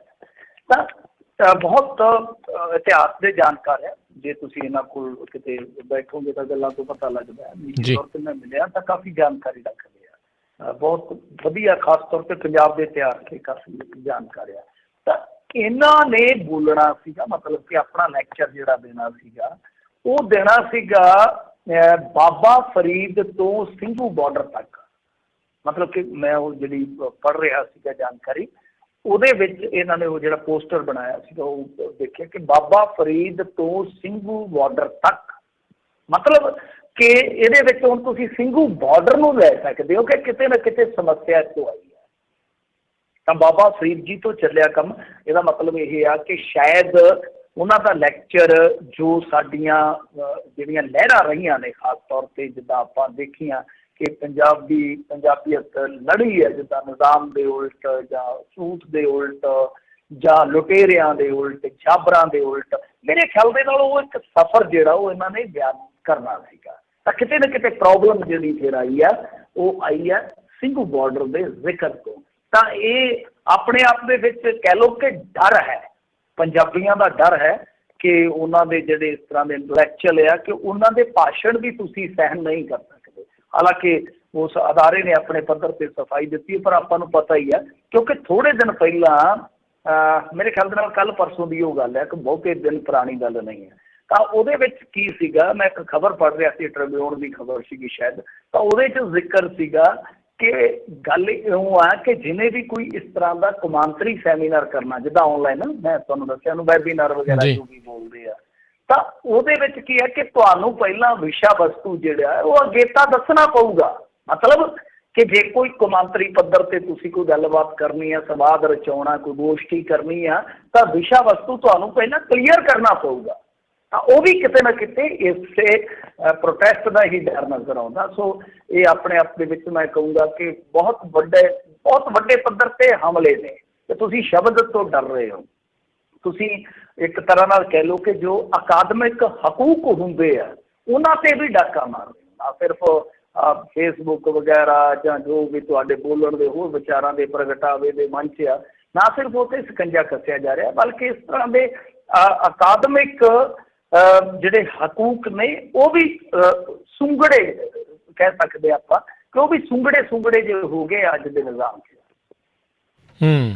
ਜੀ ਜੀ ਜੀ ਤੇ ਸੋਤੋ ਬ੍ਰੇਕ ਲੈਣੀ ਆ। ਬ੍ਰੇਕ ਤੋਂ ਬਾਅਦ ਦੇ ਵਿੱਚ ਅਸੀਂ ਤੁਹਾਡੇ ਜਿਹੜੇ ਸਵਾਲ ਵੀ ਲਵਾਂਗੇ। ਕਾਲ ਕਰਨ ਦੇ ਲਈ ਨੰਬਰ ਰਹੇਗਾ 408 272 5200 4082725200 ਤੇ ਉਸ ਤੋਂ ਪਹਿਲਾਂ ਇੱਕ ਜਿਹੜੀ ਆਪਾਂ ਖਬਰ ਦੇ ਉੱਤੇ ਨਜ਼ਰ ਮਾਰਦੇ ਜਾਈਏ।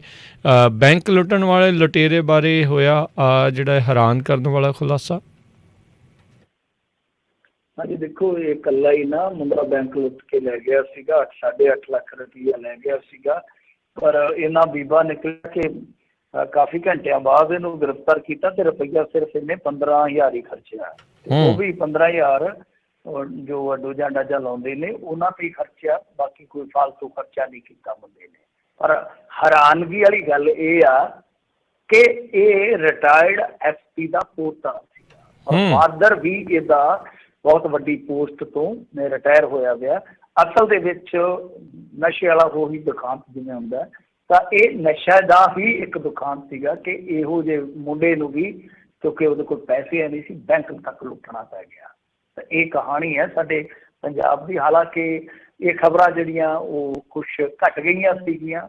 ਜੇ ਆਪਾਂ ਪਿਛਲੇ ਕੁਛ ਮਹੀਨਿਆਂ ਤੇ ਝਾਤ ਮਾਰੀਏ ਤਾਂ ਬਹੁਤ ਘੱਟ ਖਬਰਾਂ ਆਈਆਂ ਨੇ ਇਹੋ ਜਿਹੀਆਂ, ਪਰ ਜਦੋਂ ਆਉਂਦੀਆਂ ਯਕਦਮ ਆਉਂਦੀਆਂ ਤੇ ਦਿਲ ਨੂੰ ਦਹਿਲਾਉਂਦੀਆਂ।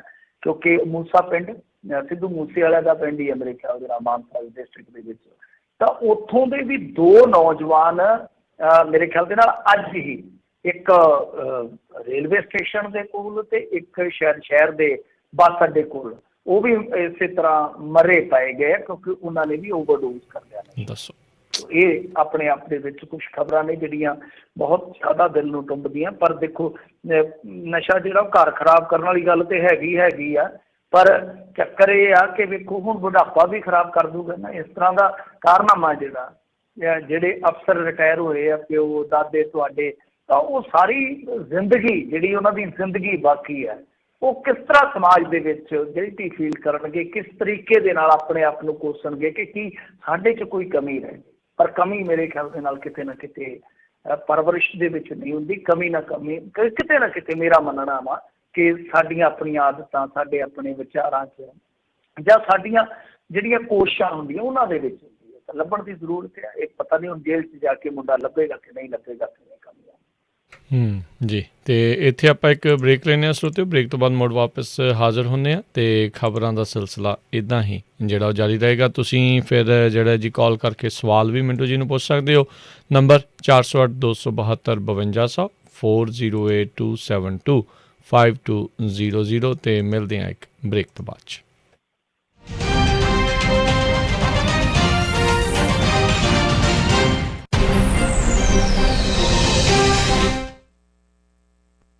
ਟੈਕਸ ਬਚਾਉਣ ਲਈ ਜਾਂ ਬਣਦਾ ਪੂਰਾ ਰਿਫੰਡ ਸਿੱਧਾ ਬੈਂਕ ਵਿੱਚ ਛੇਤੀ ਜਮ੍ਹਾਂ ਕਰਾਉਣ ਦੇ ਲਈ ਕਾਲ ਕਰੋ ਪੁਸ਼ਪਿੰਦਰ ਪਾਤੜਾ ਹੋਰਾਂ ਨੂੰ। ਪੁਸ਼ਪਿੰਦਰ ਪਾਤੜਾ ਪਿਛਲੇ 15 ਸਾਲ ਤੋਂ ਕੈਲੀਫੋਰਨੀਆ 'ਚ ਪਰਸਨਲ, LLC ਜਾਂ ਕਾਰਪੋਰੇਸ਼ਨ ਦੇ ਇਨਕਮ ਟੈਕਸ, ਪੇਰੋਲ ਤੇ ਬੁੱਕ ਕੀਪਿੰਗ ਦੀਆਂ ਸੇਵਾਵਾਂ ਦੇ ਰਹੇ ਨੇ। ਕਰੋਨਾ ਕਰਕੇ ਟੈਕਸ 'ਚ ਫਾਇਦਾ ਦਿਵਾਉਣ ਦੇ ਲਈ ਤੁਹਾਡੀ ਪੂਰੀ ਮਦਦ ਕਰਨਗੇ। ਕਰੋਨਾ ਤੋਂ ਬਚਣ ਲਈ ਤੁਸੀਂ ਘਰ ਬੈਠੇ ਵੀ ਟੈਕਸ ਭਰਵਾ ਸਕਦੇ ਹੋ। ਸਮਾਂ ਬਚਾਉਣ ਦੇ ਲਈ ਅਪਾਇੰਟਮੈਂਟ ਬਣਾਉਣ ਤੋਂ ਪਹਿਲਾਂ ਹੀ ਆਪਣੇ ਪੇਪਰ 10 ਤੋਂ 5 ਵਜੇ ਸਭ ਦਿਨ ਦਫ਼ਤਰ 'ਚ ਫੜਾ ਸਕਦੇ ਹੋ।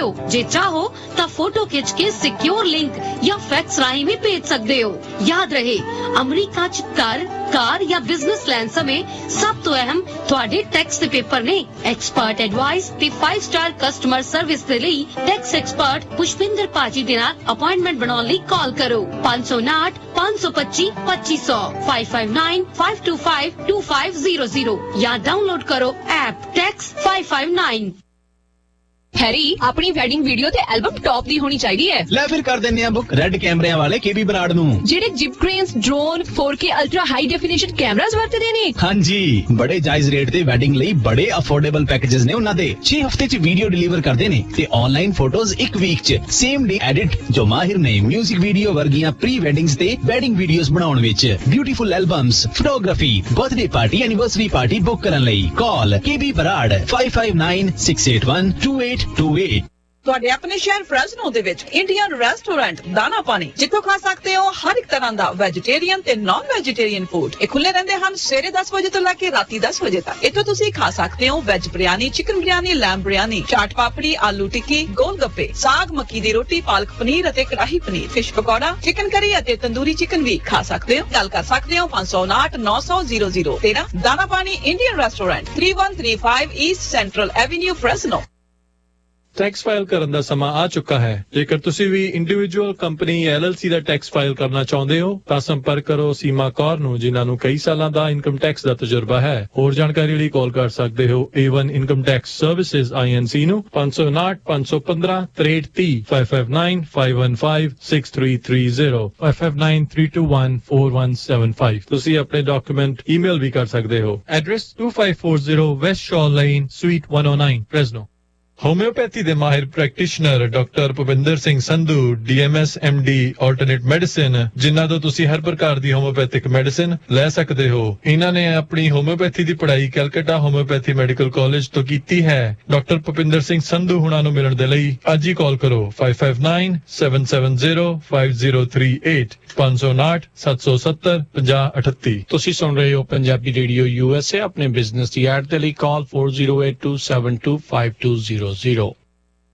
ਜੇਕਰ ਤੁਹਾਡੀ 30 ਸਾਲ ਦੀ ਮਾਰਗੇਜ ਦਾ ਇੰਟਰਸਟ ਰੇਟ 3% ਤੋਂ ਵੱਧ ਹੈ, ਜਾਂ ਤੁਸੀਂ ਪ੍ਰਾਈਵੇਟ ਮਾਰਗੇਜ ਇੰਸ਼ੋਰੈਂਸ ਪੇ ਕਰ ਰਹੇ ਹੋ, ਜਾਂ ਫਿਰ ਡੈਬਿਟ ਕੰਸੋਲੀਡੇਟ ਕਰਕੇ ਕਿਸ਼ਤ ਛੋਟੀ ਕਰਨੀ ਹੈ, ਜਾਂ ਕੈਸ਼ ਆਊਟ ਕਰਨਾ ਚਾਹੁੰਦੇ ਹੋ, ਤਾਂ ਅੱਜ ਹੀ All Time Realty and Mortgage ਦੇ ਓਨਰ ਅਤੇ ਬ੍ਰੋਕਰ ਸਰਦਾਰ ਅਮਨਜੋਤ ਸਿੰਘ ਹੁੰਦਲ ਨੂੰ ਕਾਲ ਕਰੋ ਅਤੇ ਆਪਣਾ ਲੋਨ ਰੀਫਾਈਨਾਂਸ ਕਰਾ ਲਵੋ। ਇੰਟਰਸਟ ਰੇਟ ਹੁਣ ਬਹੁਤ ਹੀ ਘੱਟ ਹੋਏ ਹਨ, ਇਸ ਦਾ ਫਾਇਦਾ ਲਵੋ। ਵੇਖਿਓ ਕਿਤੇ ਮੌਕਾ ਖੁੰਝ ਨਾ ਜਾਵੇ। ਜੇਕਰ ਤੁਸੀਂ ਬਿਲਡਰ ਕੋਲੋਂ ਨਵਾਂ ਘਰ ਖਰੀਦਣਾ ਹੈ ਅਤੇ 50% ਬ੍ਰੋਕਰ ਕਮਿਸ਼ਨ ਵਾਪਸ ਲੈਣਾ ਚਾਹੁੰਦੇ ਹੋ, ਤਾਂ ਪਹਿਲੀ ਵਾਰ ਘਰ ਵੇਖਣ ਜਾਣ ਸਮੇਂ ਸਰਦਾਰ ਅਮਨਜੋਤ ਸਿੰਘ ਹੁੰਦਲ ਨੂੰ ਆਪਣੇ ਨਾਲ ਲੈ ਕੇ ਜਾਵੋ। ਬਿਲਡਰ ਰਜਿਸਟ੍ਰੇਸ਼ਨ ਫਾਰਮ ਵਿੱਚ ਉਹਨਾਂ ਦਾ ਨਾਮ ਆਪਣੇ ਏਜੰਟ ਦੇ ਤੌਰ ਤੇ ਭਰਨਾ ਨਾ ਭੁੱਲਣਾ। ਸਰਦਾਰ ਹੁੰਦਲ ਬਿਲਡਰ ਵੱਲੋਂ ਉਹਨਾਂ ਨੂੰ ਮਿਲੇ ਕਮਿਸ਼ਨ ਵਿੱਚੋਂ 50% ਤੁਹਾਨੂੰ ਦੇ ਦੇਣਗੇ। ਨਵਾਂ ਘਰ ਬੁੱਕ ਕਰਨ, ਹੋਮ ਲੋਨ ਜਾਂ ਫਿਰ ਰੀਫਾਈਨਾਂਸ ਕਰਵਾਉਣ ਲਈ ਕਾਲ ਕਰ ਸਕਦੇ ਹੋ 5593559464 ਜਾਂ ਫਿਰ 2099186464, DRE number 01839828, NMLS ID 162808. All loans approval are subject to lender underwriting.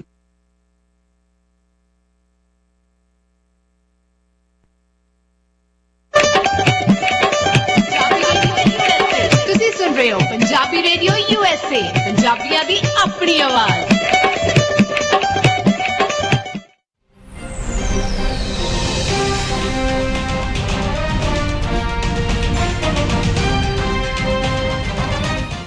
Punjabi radio USA ਸੁਣ ਰਹੇ ਸਾਰੇ ਹੀ ਮਾਣਯੋਗ ਅਤੇ ਸਤਿਕਾਰਤ ਸਰੋਤਿਆਂ ਨੂੰ ਪਿਆਰ ਸਤਿਕਾਰ ਸਹਿਤ ਨਿੱਘੀ ਜਿਹੀ ਇੱਕ ਵਾਰੀ ਫੇਰ ਸਤਿ ਸ਼੍ਰੀ ਅਕਾਲ। ਸਰੋਤਿਓ, ਪ੍ਰੋਗਰਾਮ ਚੱਲ ਰਿਹਾ ਜੀ ਆਪਣਾ ਇਸ ਮੌਕੇ ਖਬਰ ਤੇ ਨਜ਼ਰ। ਮਿੰਟੂ ਜੀ, ਜੀ ਆਇਆਂ ਨੂੰ ਇੱਕ ਵਾਰੀ ਫੇਰ ਸਵਾਗਤ ਹੈ ਜੀ। ਜੀ ਸ਼ੁਕਰੀਆ ਜੀ।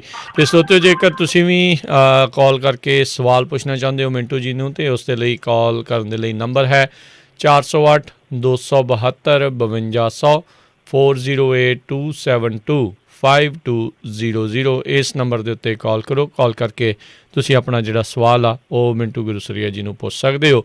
ਤੇ ਆਓ ਆਪਣੇ ਅੱਜ ਦੇ ਪਹਿਲੇ ਕਾਲਰ ਉਹਨਾਂ ਨਾਲ ਗੱਲ ਕਰਦੇ ਹਨ, ਜੁੜੇ ਨੇ ਆਪਣੇ ਨਾਲ ਜਸਬੀਰ ਜੀ। ਸਤਿ ਸ਼੍ਰੀ ਅਕਾਲ ਜੀ। ਸਤਿ ਸ਼੍ਰੀ ਅਕਾਲ ਜੀ ਦੋਨਾਂ ਭਰਾਵਾਂ ਨੂੰ। ਸਤਿ ਸ਼੍ਰੀ ਅਕਾਲ।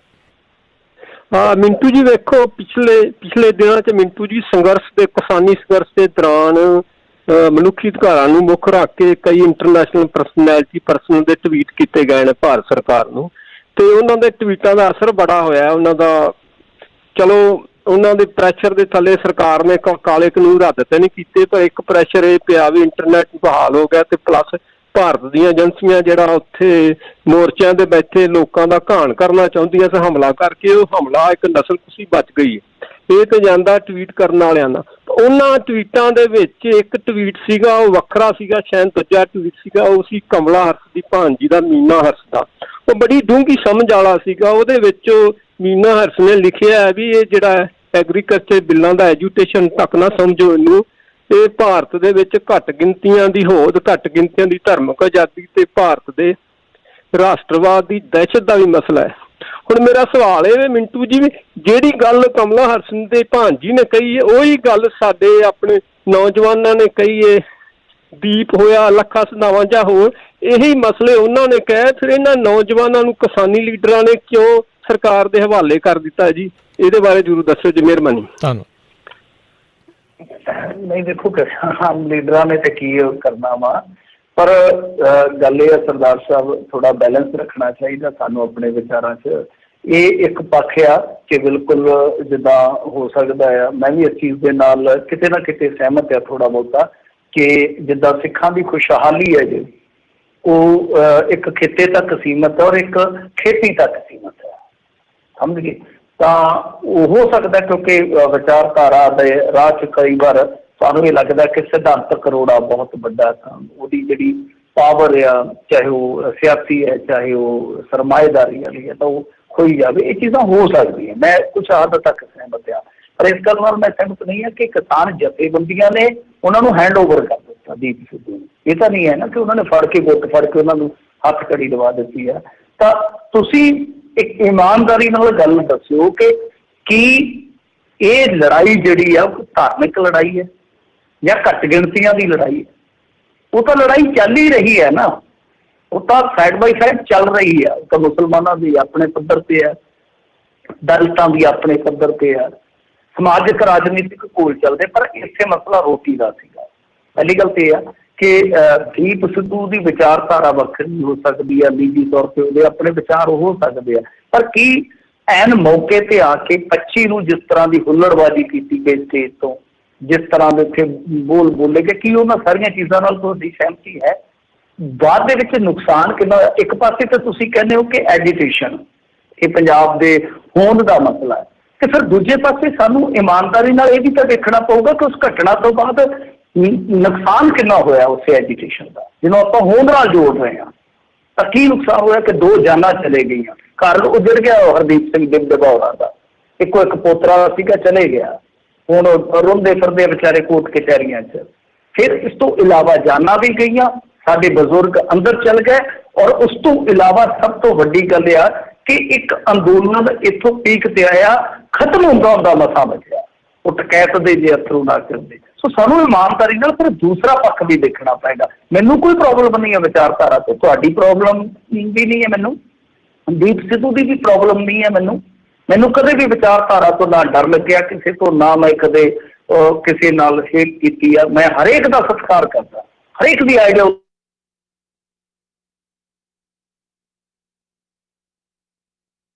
ਕਹਿੰਦੇ ਆ ਕਿ ਹੋਂਦ ਦਾ ਮਸਲਾ ਹੈ ਜਾਂ ਇੱਕ ਕੌਮ ਦਾ ਮਸਲਾ ਹੈ, ਉਹਦੇ ਵਿੱਚ ਫਿਰ ਉਸ ਚੀਜ਼ ਤੋਂ ਨੁਕਸਾਨ ਜਿਹੜਾ ਹੋਇਆ ਉਹ ਵੀ ਤਾਂ ਤੁਹਾਨੂੰ ਮੰਨਣਾ ਪਏਗਾ।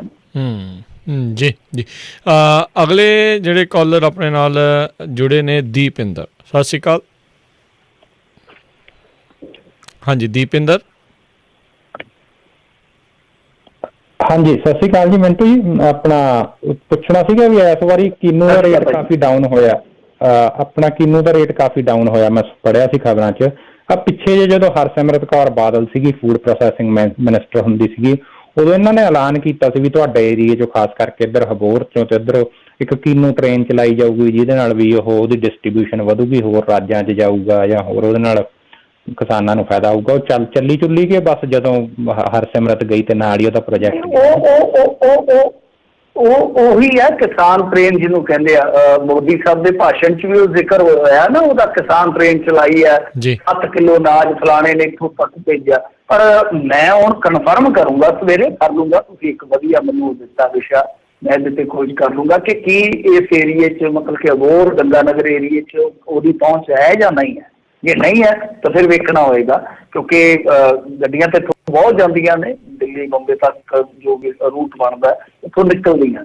ਤਾਂ ਮੈਨੂੰ ਹੁਣ ਇਹ ਪਤਾ ਕਰਨਾ ਪਵੇਗਾ ਕਿ ਕੀ ਉਹ ਕਿਸਾਨ ਰੇਲ ਜਿਹੜੀ ਉਹ ਇੱਧਰ ਐਂਟਰ ਹੁੰਦੀ ਹੈ ਜਾਂ ਨਹੀਂ ਹੁੰਦੀ, ਜਾਂ ਅੱਗੇ ਕੋਈ ਫਰਦਰ ਇਹਨਾਂ ਦਾ ਕੋਈ ਪਲਾਨ ਇਸ ਤਰ੍ਹਾਂ ਦਾ ਹੈ। ਪਰ ਕਿੰਨੂ ਦਾ ਰੇਟ ਐਤਕੀ ਕਿੰਨਾ ਹੈ ਇਹ ਵੀ ਇੱਕ ਵੇਖਣ ਵਾਚਣ ਵਾਲਾ ਵਿਸ਼ਾ ਹੈ, ਕਿਉਂਕਿ ਕਿੰਨੂ ਦੀ ਵੈਸੇ ਡਿਮਾਂਡ ਜਿਹੜੀ ਉਹ ਇਸ ਵਾਰੀ ਕਾਫੀ ਸੀ, ਰੇਟ ਕਿਉਂ ਡਿੱਗਿਆ ਦੇਖਣ ਵਾਲਾ ਵਿਸ਼ਾ ਹੈ। ਜੀ ਧੰਨਵਾਦ ਜੀ। ਅਤੇ ਇਸ ਤੋਂ ਜੇਕਰ ਤੁਸੀਂ ਵੀ ਕਾਲ ਕਰਕੇ ਕੋਈ ਸਵਾਲ ਪੁੱਛਣਾ ਚਾਹੁੰਦੇ ਹੋ, ਕਾਲ ਕਰਨ ਦੇ ਲਈ ਨੰਬਰ ਹੈ 408 272 5200 4082725200। ਅਗਲੀ ਕਾਲਰ ਅਮਨਦੀਪ, ਸਤਿ ਸ਼੍ਰੀ ਅਕਾਲ। ਸਤਿ ਸ਼੍ਰੀ ਅਕਾਲ ਬਾਈ ਜੀ, ਦੋਵਾਂ ਵੀਰਾਂ ਨੂੰ ਸਤਿ ਸ਼੍ਰੀ ਅਕਾਲ। ਮੇਰਾ ਬਾਈ ਸਵਾਲ ਸੀਗਾ, ਜਿਹੜਾ ਆਪਣਾ ਮੁੰਡਾ ਉੱਥੇ ਫਰੀਦਕੋਟ ਸਾਡੇ ਮਰਿਆ, ਉਹ ਸਾਡਾ ਗੁਆਂਢੀ ਆ ਜੀ ਉੱਥੇ ਨਾ, ਸਾਨੂੰ ਮੈਂ ਜਾਣਦਾ ਫੈਮਿਲੀ ਨੂੰ। ਉਹਦੀ ਅਪਡੇਟ ਜ਼ਰੂਰ ਦਿਓ ਬਾਈ। ਉਹਨੇ ਖਬਰ ਵਿਚਾਰੇ ਦੀ ਵਿੱਚ ਹੀ ਰਹਿ ਗਈ। ਠੀਕ ਆ, ਅੰਦੋਲਨ ਚੱਲੀ ਜਾਂਦਾ, ਮੀਡੀਆ ਦਾ ਧਿਆਨ ਸਾਰਾ ਉੱਧਰ ਆ, ਪਰ ਉਹ ਨਾ ਉਨੀ ਉਹਨੂੰ ਮਿਲਿਆ ਨਹੀਂ। ਠੀਕ ਆ, ਉਹਨੇ ਇਹਦਾ ਸਾਲੇ ਦਾ ਨਾਂ ਲਿਆ ਤੇ ਰਾਜੇ ਵੜਿੰਗ ਦਾ ਵੀ ਉਹਦਾ ਵਿੱਚ ਹੈਗਾ, ਪਰ ਉਹਦਾ ਜਿਹੜਾ ਸੁਸਾਈਡ ਨੋਟ ਆ ਵਾਕਈ ਉਹ ਬੰਦੇ ਨੇ ਮਤਲਬ ਜਿਹੜੀ ਉਹ ਪੈਸਾ ਤਾਂ ਵੈਸੇ ਵੀ ਉਹਦਾ ਜਿਹੜਾ ਉਹਦੀ ਸੁਸਾਈਡ ਨੋਟ ਦੇ ਵਿੱਚ ਹੀ 5-7 ਕਰੋੜ ਦਾ ਲੈਣ ਦੇਣ ਹੈਗਾ, ਤੇ ਉਹ 1.5 ਕਰੋੜ ਪਿੱਛੇ ਜਾਣ ਕਿਉਂ ਦੇਊਗਾ ਆਪਦੇ ਪਰਿਵਾਰ ਨੂੰ ਜਾਂ ਆਪ ਨੂੰ ਕਿਉਂ ਮਾਰੂਗਾ? ਉਹਦੀ ਜੇ ਕੋਈ ਅਪਡੇਟ ਹੋਈ ਨਾ ਕੇਸ ਦੀ ਬਾਈ ਜ਼ਰੂਰ ਦੱਸੀ ਅਗਲੇ ਵੀਕ, ਜਾਂ ਜੇ ਹੁਣ ਕੁਛ ਹੈਗਾ ਤਾਂ ਜਾਂ ਜਦੋਂ ਵੀ ਤੁਹਾਨੂੰ ਟਾਈਮ ਲੱਗਾ ਜ਼ਰੂਰ ਦੱਸੋ ਬਾਈ। ਧੰਨਵਾਦ, ਮਿਹਰਬਾਨੀ। ਹਾਂਜੀ ਹਾਂਜੀ, ਨਹੀਂ ਉਹਦੇ ਬਾਰੇ ਜਾਣਕਾਰੀ ਹੈਗੀ ਆ। ਉਹ ਕਰਨ ਕਟਾਰੀਆ ਸੀਗਾ ਠੇਕੇਦਾਰ, ਤੇ ਅਸਲ 'ਚ ਉਹਦੇ ਗਿੱਦੜਵਾਹੇ ਮੰਡੀ ਦੇ ਵਿੱਚ ਜਿਹੜਾ ਢੋਆਈ ਵਾਲਾ ਹੁੰਦਾ ਨਾ, ਉਹ ਟੈਂਡਰ ਚੱਕਿਆ ਹੋਇਆ ਸੀਗਾ, ਠੇਕਾ ਸੀ ਉਹਦੇ ਕੋਲ। ਹੁਣ ਜਿਹੜਾ ਸੁਸਾਈਡ ਨੋਟ ਆ, ਪਹਿਲੀ ਗੱਲ ਤੇ ਆ ਕਿ ਉਹਦੀ ਜਾਂਚ ਪੜਤਾਲ ਹੋਣੀ ਚਾਹੀਦੀ ਹੈ ਕਿ ਵਾਕਿਆ ਉਹਦਾ ਆਪਣਾ ਸੁਸਾਈਡ ਨੋਟ ਹੈ, ਕਿਉਂਕਿ ਇੱਥੇ ਬਹੁਤ ਸਾਰੀਆਂ ਜ਼ਿੰਦਗੀਆਂ ਉਸੇ ਸੁਸਾਈਡ ਨੋਟ ਤੇ ਹੀ ਨਿਰਭਰ ਕਰਨਗੀਆਂ। ਠੀਕ ਹੈ, ਜੇਕਰ ਉਹ ਸੁਸਾਈਡ ਨੋਟ ਉਹਨਾਂ ਦਾ ਹੀ ਲਿਖਿਆ ਹੋਇਆ, ਕਰਨ ਕਟਾਰੀਆ ਹੋਰਾਂ ਦਾ ਹੀ ਲਿਖਿਆ ਹੋਇਆ, ਤਾਂ ਫਿਰ ਤਾਂ ਬਹੁਤ ਮਾਮਲਾ ਖਤਰਨਾਕ ਹੈ। ਮੈਂ ਗੰਭੀਰ ਨਹੀਂ ਕਹੂੰਗਾ, ਇਹ ਨਹੀਂ ਕਹੂੰਗਾ, ਮੈਂ ਕਹੂੰਗਾ ਕਿ ਫਿਰ ਤਾਂ ਬਹੁਤ ਖਤਰਨਾਕ ਹੈ। ਕਿਉਂ? ਉਹਦਾ ਇੱਕ ਕਾਰਨ ਹੈ, ਵਜ੍ਹਾ ਹੈ, ਕਿਉਂਕਿ ਪਹਿਲੀ ਗੱਲ ਤੇ ਇਹ ਹੈ ਕਿ ਸੁਸਾਈਡ ਨੋਟ ਜਿਹੜਾ ਹੈ ਪੁਲਿਸ ਦੇ ਮੁਤਾਬਕ, ਮੈਂ ਕੁਛ ਰਿਪੋਰਟਾਂ 'ਚ ਪੜ੍ਹਿਆ ਸੀਗਾ, ਮੀਡੀਆ ਰਿਪੋਰਟਾਂ 'ਚ, ਕਿ ਉਹ ਪਹਿਲਾਂ ਦਾ ਲਿਖਿਆ ਹੋਇਆ, ਔਰ ਉਹਦੇ ਵਿੱਚ ਪ੍ਰਾਪਰਟੀ ਵੀ ਜਿਹੜੀ ਹੈ ਉਹ ਉਹਨਾਂ ਦੇ ਜਿਹੜੇ ਛੋਟੇ ਭਰਾ ਹੈ ਉਹਨਾਂ ਦੇ ਨਾਮ ਟ੍ਰਾਂਸਫਰ ਕੀਤੀ ਗਈ ਹੈ, ਜਿੱਦਾਂ ਕਹਿ ਲਓ ਵਸੀਅਤ ਕੀਤੀ ਗਈ ਹੈ। ਤਾਂ ਇਹ ਐਂਗਲ ਵੀ ਵੇਖਣ ਵਾਲਾ ਹੁੰਦਾ ਕਈ ਵਾਰ ਕਿ ਸੁਸਾਈਡ ਨੋਟ ਜਿਹੜਾ ਹੈ ਉਹਨਾਂ ਦਾ ਹੀ ਹੈ। ਜੇ ਉਹਨਾਂ, ਕਿਉਂਕਿ ਸਵਾਲ ਇਹ ਹੈ ਕਿ ਕੋਈ ਇਸ ਤਰ੍ਹਾਂ ਆਪਣੇ ਆਪ ਨੂੰ ਖਤਮ ਕਿਉਂ ਕਰੇਗਾ, ਔਰ ਆਪਣੇ ਟੱਬਰ ਨੂੰ ਤੇ ਕਤਈ ਖਤਮ ਨਹੀਂ ਕਰੇਗਾ ਜਦ ਤੱਕ ਉਹਦੇ ਕੋਲ ਕੋਈ ਆਪਸ਼ਨ ਜਿਹੜਾ ਹੈ ਉਹ ਬਿਲਕੁਲ ਖਤਮ ਹੀ ਨਹੀਂ ਹੋ ਜਾਂਦਾ। ਤਾਂ ਹੁਣ ਜਿਹੜਾ ਸੁਸਾਈਡ ਨੋਟ ਆ, ਜੇ ਆਪਾਂ ਗਾਂ ਇਹਦੇ ਤੋਂ ਤੁਰੀਏ ਕਿ ਜੋ ਵਾਕਿਆ ਜਾਂਚ ਪੜਤਾਲ 'ਚ ਅਸਲੀ ਪਾਇਆ ਜਾਂਦਾ, ਸੱਚ ਪਾਇਆ ਜਾਂਦਾ, ਫਿਰ ਇਹ ਬਹੁਤ ਖਤਰਨਾਕ ਖੇਡ ਹੈ। ਕਿਉਂਕਿ ਉਹਦੇ ਵਿੱਚ ਉਸ ਸ਼ਖਸ ਨੇ ਇਹ ਦੋਸ਼ ਲਾਇਆ ਕਥਿਤ ਤੌਰ ਤੇ ਕਿ ਜੋ ਵਿਧਾਇਕ ਦਾ MLA ਦਾ ਸਾਲਾ ਸੀਗਾ ਡਿੰਪੀ, ਤਾਂ ਉਹਨੇ 1 ਕਰੋੜ 20 ਲੱਖ ਰੁਪਈਆ ਵਸੂਲੀ ਕੀਤੀ ਮੈਥੋਂ ਵਿਧਾਇਕ ਦੇ ਨਾਂ ਤੇ। ਔਰ ਫਿਰ ਵਿਧਾਇਕ ਦਾ ਵੀ ਜ਼ਿਕਰ ਆ ਗਿਆ ਕਿ ਬਾਅਦ ਦੇ ਵਿੱਚ ਇਹ ਵਿਗੜ ਗਿਆ ਔਰ ਇਹਨੇ ਵੀ ਸਾਥੋਂ ਮਤਲਬ ਕਿ ਤੰਗ ਕਰਨਾ ਸ਼ੁਰੂ ਕਰ ਦਿੱਤਾ ਜਾਂ ਡਿਮਾਂਡ ਕਰਨੀ ਕੋਈ ਸ਼ੁਰੂ ਕਰ ਦਿੱਤੀ। ਇਹ ਕਹਾਣੀ ਮੈਂ ਆਪਣੇ ਕੋਲੋਂ ਨਹੀਂ ਕਹਿ ਰਿਹਾ, ਜੋ ਮੀਡੀਆ ਰਾਹੀਂ ਸੁਣੀ ਹੈ ਉਹ ਤੁਹਾਨੂੰ ਦੱਸ ਰਿਹਾ। ਤਾਂ ਕਹਿਣ ਦਾ ਮਤਲਬ ਇਹ ਆ ਕਿ ਜੇ ਜਾਂਚ ਪੜਤਾਲ ਫਿਰ ਅੱਗੇ ਤੁਰਦੀ ਹੈ ਤਾਂ ਵੇਖਣਾ ਚਾਹੀਦਾ ਕਿ ਕੀ ਇਸ ਤਰ੍ਹਾਂ ਹੋਇਆ ਵਾਕਿਆ। ਜੇ ਇਸ ਤਰ੍ਹਾਂ ਹੋਇਆ ਤਾਂ ਤੁਸੀਂ ਇਹ ਨਹੀਂ ਕਹਿ ਸਕਦੇ ਇੱਕ MLA ਦੇ ਤੌਰ ਤੇ ਕਿ ਦੇਖੋ ਜੀ ਮੈਨੂੰ ਨਹੀਂ ਪਤਾ, ਮੇਰੇ ਰਿਸ਼ਤੇਦਾਰ ਦਾ ਹੋ ਸਕਦਾ ਕੋਈ ਇਸ ਤਰ੍ਹਾਂ ਦਾ ਹੋਵੇ ਗੁਨਾਹ, ਕਿਉਂਕਿ ਤੁਸੀਂ ਨੁਮਾਇੰਦੇ ਹੋ, ਤੁਹਾਨੂੰ ਆਪਣੇ ਹਲਕੇ ਦਾ ਪਤਾ ਹੁੰਦਾ ਕਿ ਫਲਾਣੀ ਗਲੀ 'ਚ ਕੀ ਹੋ ਰਿਹਾ, ਫਲਾਣੀ ਗਲੀ 'ਚ ਕੀ ਹੋ ਰਿਹਾ। ਤਾਂ ਜੇ ਤੁਹਾਡੇ ਸ਼ਹਿਰ ਦੇ ਵਿੱਚ ਇਸ ਤਰ੍ਹਾਂ ਹੋਇਆ ਤੇ ਇਸ ਤਰ੍ਹਾਂ ਵਸੂਲੀ ਹੋ ਰਹੀ ਸੀ ਕਿ ਤੁਹਾਡੀ ਕੰਡ ਪਿੱਛੇ ਮੰਨਣ 'ਚ ਨਹੀਂ ਆਉਂਦੀ ਗੱਲ, ਤਾਂ ਮੇਰੇ ਕਹਿਣ ਦਾ ਮਤਲਬ ਕਿ ਵੀ ਇੱਕ ਇਨਕੁਆਇਰੀ ਹੋਣੀ ਚਾਹੀਦੀ ਆ, ਉਹਦੇ ਵਿੱਚ ਵੇਖਿਆ ਜਾਣਾ ਚਾਹੀਦਾ ਹੈ ਕਿ ਹਾਂ ਵਾਕਿਆ ਕਿਹਦਾ ਰੋਲ ਹੈ। ਮੈਂ ਕਿਸੇ ਦਾ ਨਹੀਂ ਕਹਿੰਦਾ ਕਿ ਵਿਧਾਇਕ ਦਾ ਸਾਲ ਹੈ ਜਾਂ ਵਿਧਾਇਕ ਖੁਦ, ਕਿਹਦਾ ਰੋਲ ਆ। ਜਿਹਦਾ ਸੁਸਾਈਡ ਦੇ ਵਿੱਚ ਨਾਂ ਆ ਗਿਆ ਉਹਦੇ ਤਾਂ ਇਨਵੈਸਟੀਗੇਸ਼ਨ ਹੋਣੀ ਆ, ਪਰਚਾ ਤਾਂ ਮੇਰੇ ਖਿਆਲ ਦੇ ਨਾਲ ਜਿਹੜਾ ਰਜਿਸਟਰਡ ਹੋ ਚੁੱਕਾ ਆਲਰੇਡੀ। ਪਰ ਮੈਂ ਸਮਝਦਾ ਕਿ ਇਹ ਖੇਡ ਜਿਹੜੀ ਹੈ ਨਾ ਉਹ ਖਤਰਨਾਕ ਇਸ ਕਰਕੇ ਹੈ ਕਿਉਂਕਿ ਇਹ ਇਕੱਲੇ ਇਸ ਇਲਾਕੇ ਜਾਂ ਸ਼ਹਿਰ ਦੀ ਨਹੀਂ, ਗਿੱਦੜਬਾਹੇ ਦੀ ਨਹੀਂ ਹੈ।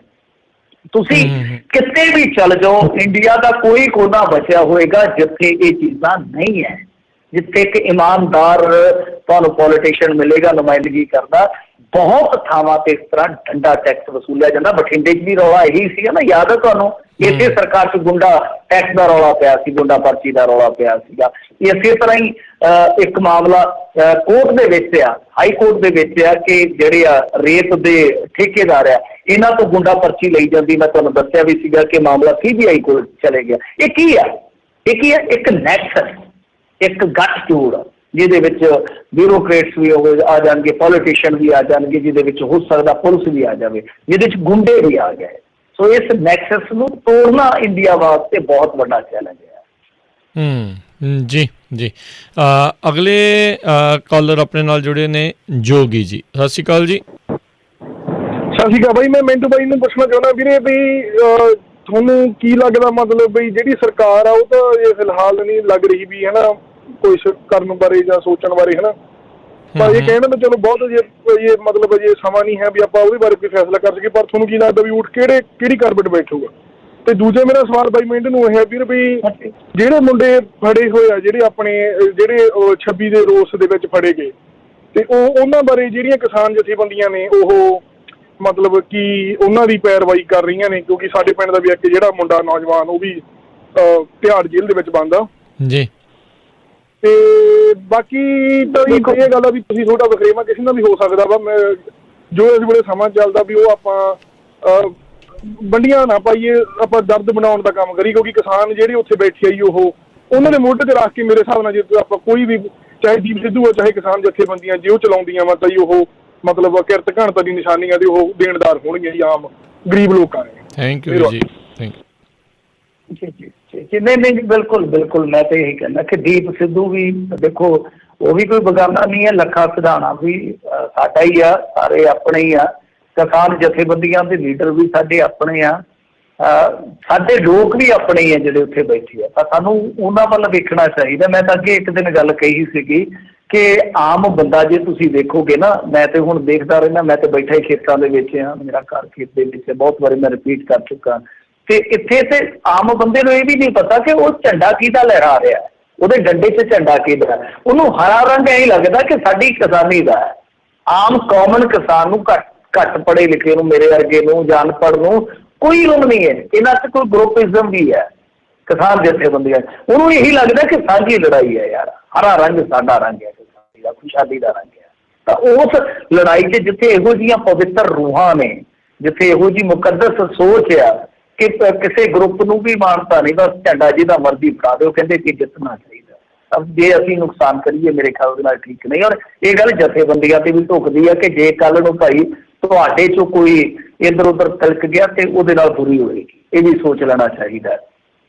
ਦੂਜੀ ਗੱਲ ਜਿਹੜੀ ਤੁਸੀਂ ਕਹੀ ਪੈਰਵਾਈ ਦੇਖੋ ਹੋ ਰਹੀ ਹੈ, ਸਰਦਾਰ ਸਾਹਿਬ ਪੈਰਵਾਈ ਆਪੋ ਆਪਣੇ ਪੱਧਰ ਤੇ ਸਾਰੇ ਕਰ ਰਹੇ। ਜਿਵੇਂ ਮੈਂ ਹੁਣੇ ਹੀ ਕਹਿ ਕੇ ਹਟਿਆ ਕਿ ਜਿਹੜੇ ਮਨਜਿੰਦਰ ਸਿੰਘ ਸਿਰਸਾ ਹੋ ਰਹੀ ਹੈ, ਦੇਖੋ ਤੁਹਾਡੀ ਮੁਖਾਲਫਤ ਹੋ ਸਕਦੀ ਹੈ ਸਿਆਸੀ ਤੌਰ ਤੇ, ਕਿਸੇ ਨਾਲ ਵਿਚਾਰਕ ਵਿਰੋਧਤਾ ਹੋ ਸਕਦੀ ਹੈ, ਕੋਈ ਚੱਕਰ ਨਹੀਂ ਹੈ, ਪਰ ਇੱਕ ਵਧੀਆ ਰੋਲ ਤੇ ਉਹ ਅਦਾ ਕਰ ਰਹੇ ਨੇ ਕਮੇਟੀ ਵਾਲੇ ਉੱਥੋਂ ਦੇ, ਦਿੱਲੀ ਦੀ ਕਮੇਟੀ ਦਾ ਰੋਲ ਬਹੁਤ ਵਧੀਆ, ਕਿਉਂਕਿ ਉਹਨਾਂ ਕੋਲ ਵਕੀਲਾਂ ਦੀ ਟੀਮ ਹੁੰਦੀ ਹੈ, ਤੁਹਾਨੂੰ ਪਤਾ ਜਿਵੇਂ SCPC ਕੋਲ ਆਪਾਂ ਇੱਥੇ ਦੇਖਦੇ ਪੰਜਾਬ 'ਚ ਬਹੁਤ ਵੱਡੀ ਵਕੀਲਾਂ ਦੀ ਟੀਮ ਹੈ, ਤਾਂ ਉਹਨਾਂ ਕੋਲ ਕਾਨੂੰਨੀ ਟੀਮ ਹੈਗੀ ਆ, ਉਹ ਬਹੁਤ ਹੈਲਪ ਕਰ ਰਹੇ ਆ।